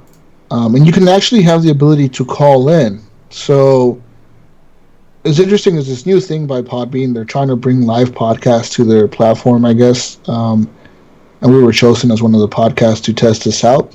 It's actually in beta only. So if you guys are interested in us doing that, we can definitely do it. There's a 2-hour time limit on how long we can go live for. But I was thinking maybe we can do it for like an hour and 45 minutes, take a break for a few minutes, and then come back on. We've for done another that in the past, and hour, that worked 45. out. You know what I mean? Like just in terms of like having it be like, I guess, longer than 2 hours, we can do it that way. Just cut it up in 2 different sections or whatever. Or we could just do a 2-hour show. It's going to be limiting our time to 2 hours, but I don't know if we could do it. We could possibly do it if we cut down on the news or whatever. But yeah, let us know if you are interested in us doing that. There is a thing, though, on Podbean where I think the first 50 users who show up to the live show get to listen for free. But if you are not one of the first 50 people to join the call, you or the live show, if you're not one of the first 50 people to join, you actually have to pay to listen to us live. So I don't know how this works. I think you pay through some of their currency. They have like something on their website, some kind of currency. That'll definitely go to supporting us if you use their currency to buy a ticket to get into our show live. But yeah, they have the ability to have us. You have the ability to call in. You can comment on there. You can chat with other people that are listening to the show live. I think you can comment and all that stuff as well. And you can actually call in to us. We can have like a section where we're like, "Hey, call in and bullshit with us." And you can like on your phone press call in, and then you call us up, and you're on the show with us. So I don't know if you guys want to do that or not. Up to you, Gunny and Mayo. Yeah, definitely interested in doing that. Yeah, that'd be cool. Yeah. Try that out. Something new. Something different. Something different. Yeah, I thought it was pretty cool of Podbean to like include us in that beta thing. So yeah, fuck yeah, why not? So there you go. Anyways. I think, you know what, I think also that I don't think we would have to really shorten the show up. I think it would just be more of a pause and go back and play it again, or hey, just keep that recording going. We can edit later, and just keep everything the way it is for the most part. Maybe change the format a little bit for the community if we need to. Yeah. So, yeah, you guys let us know. Mm-hmm. What you want. Anyways, I think it's time for me to go play some Call of Duty, guys.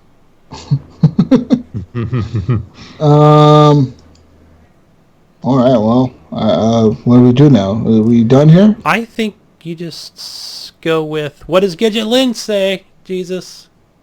Peace out, Brussels sprouts. We'll catch you on the next week's edition of the Horrible Gamers podcast. We're done. We're out of here. See you next week. Brush your... Wait a minute. Hold on. Wait a minute. We forgot something. What? There's a whole set of launchers that you're on. You have to list every launcher that you're on, whether it be on the Microsoft launcher, because you don't have Epic, Microsoft, Jesus Xbox. Walks a Lot, Xbox, Jesus Walks a Lot, Steam, Jesus Walks a Lot, Activision, Jesus Walks a Lot, Battle.net, Jesus HGP #1210, Rockstar, probably Jesus Walks a Lot, PlayStation, GSUS Walks a Lot, Stadia, Jesus Walks a Lot. That's it. Cool. Yeah, go find me on that Xbox, guys. Gunny Chief. On the Steam, Gunny Chief. On the PlayStation, add me on HGP space Gunny. Let's see. Oh, you know what? I have this Rockstar account here. Let me see where I'm at. You know what? It doesn't show, like... I guess I would have to go to my Rockstar account to actually see it, but... yeah. Add me on Twitter, guys. Gunny Chief. Ooh. Mayo, name your launchers. All right, you can find me on Steam as the Mayo 1. You can find me on Xbox as the Mayo 1. You can find me on Oculus Store as the Mayo 1. You can find me on battle.net as Mayo11448. You can find me on, what else we got? We have Origin as Mayo1. You can find me on Epic as Mayo1. Shit. You can find me on Uplay as Mayo1. And then you can find me on the Windows Store or through Xbox app as Mayo1. And then you can find me on Discord as the Mayo. Oh, and Twitch. You can find me on Twitch as the Mayo01. Oh, yeah. Find me on Mixer, Jesus Walks a Lot. On Twitch, Jesus Walks a Lot. On DLive, Jesus Walks a Lot. On Gunny Chief's friends list, Jesus Walks a Lot. Hey, I found it. I found it on my Rockstar launcher, guys. You could add me here to the Rockstar profile. My nickname on here is Willie Barnes. Willie. B-A-R-N-E-S. That was from a book I read. Really good. Willie Barnes. All right. Damn. Brush your controllers. Go to bed. All right, people. We're out of here. Bye, everyone. Have a good night. See you next week. Peace out. Enjoy your workday. Maybe we'll be live next week. Maybe we'll be live 2 weeks from now. Who knows? Bye.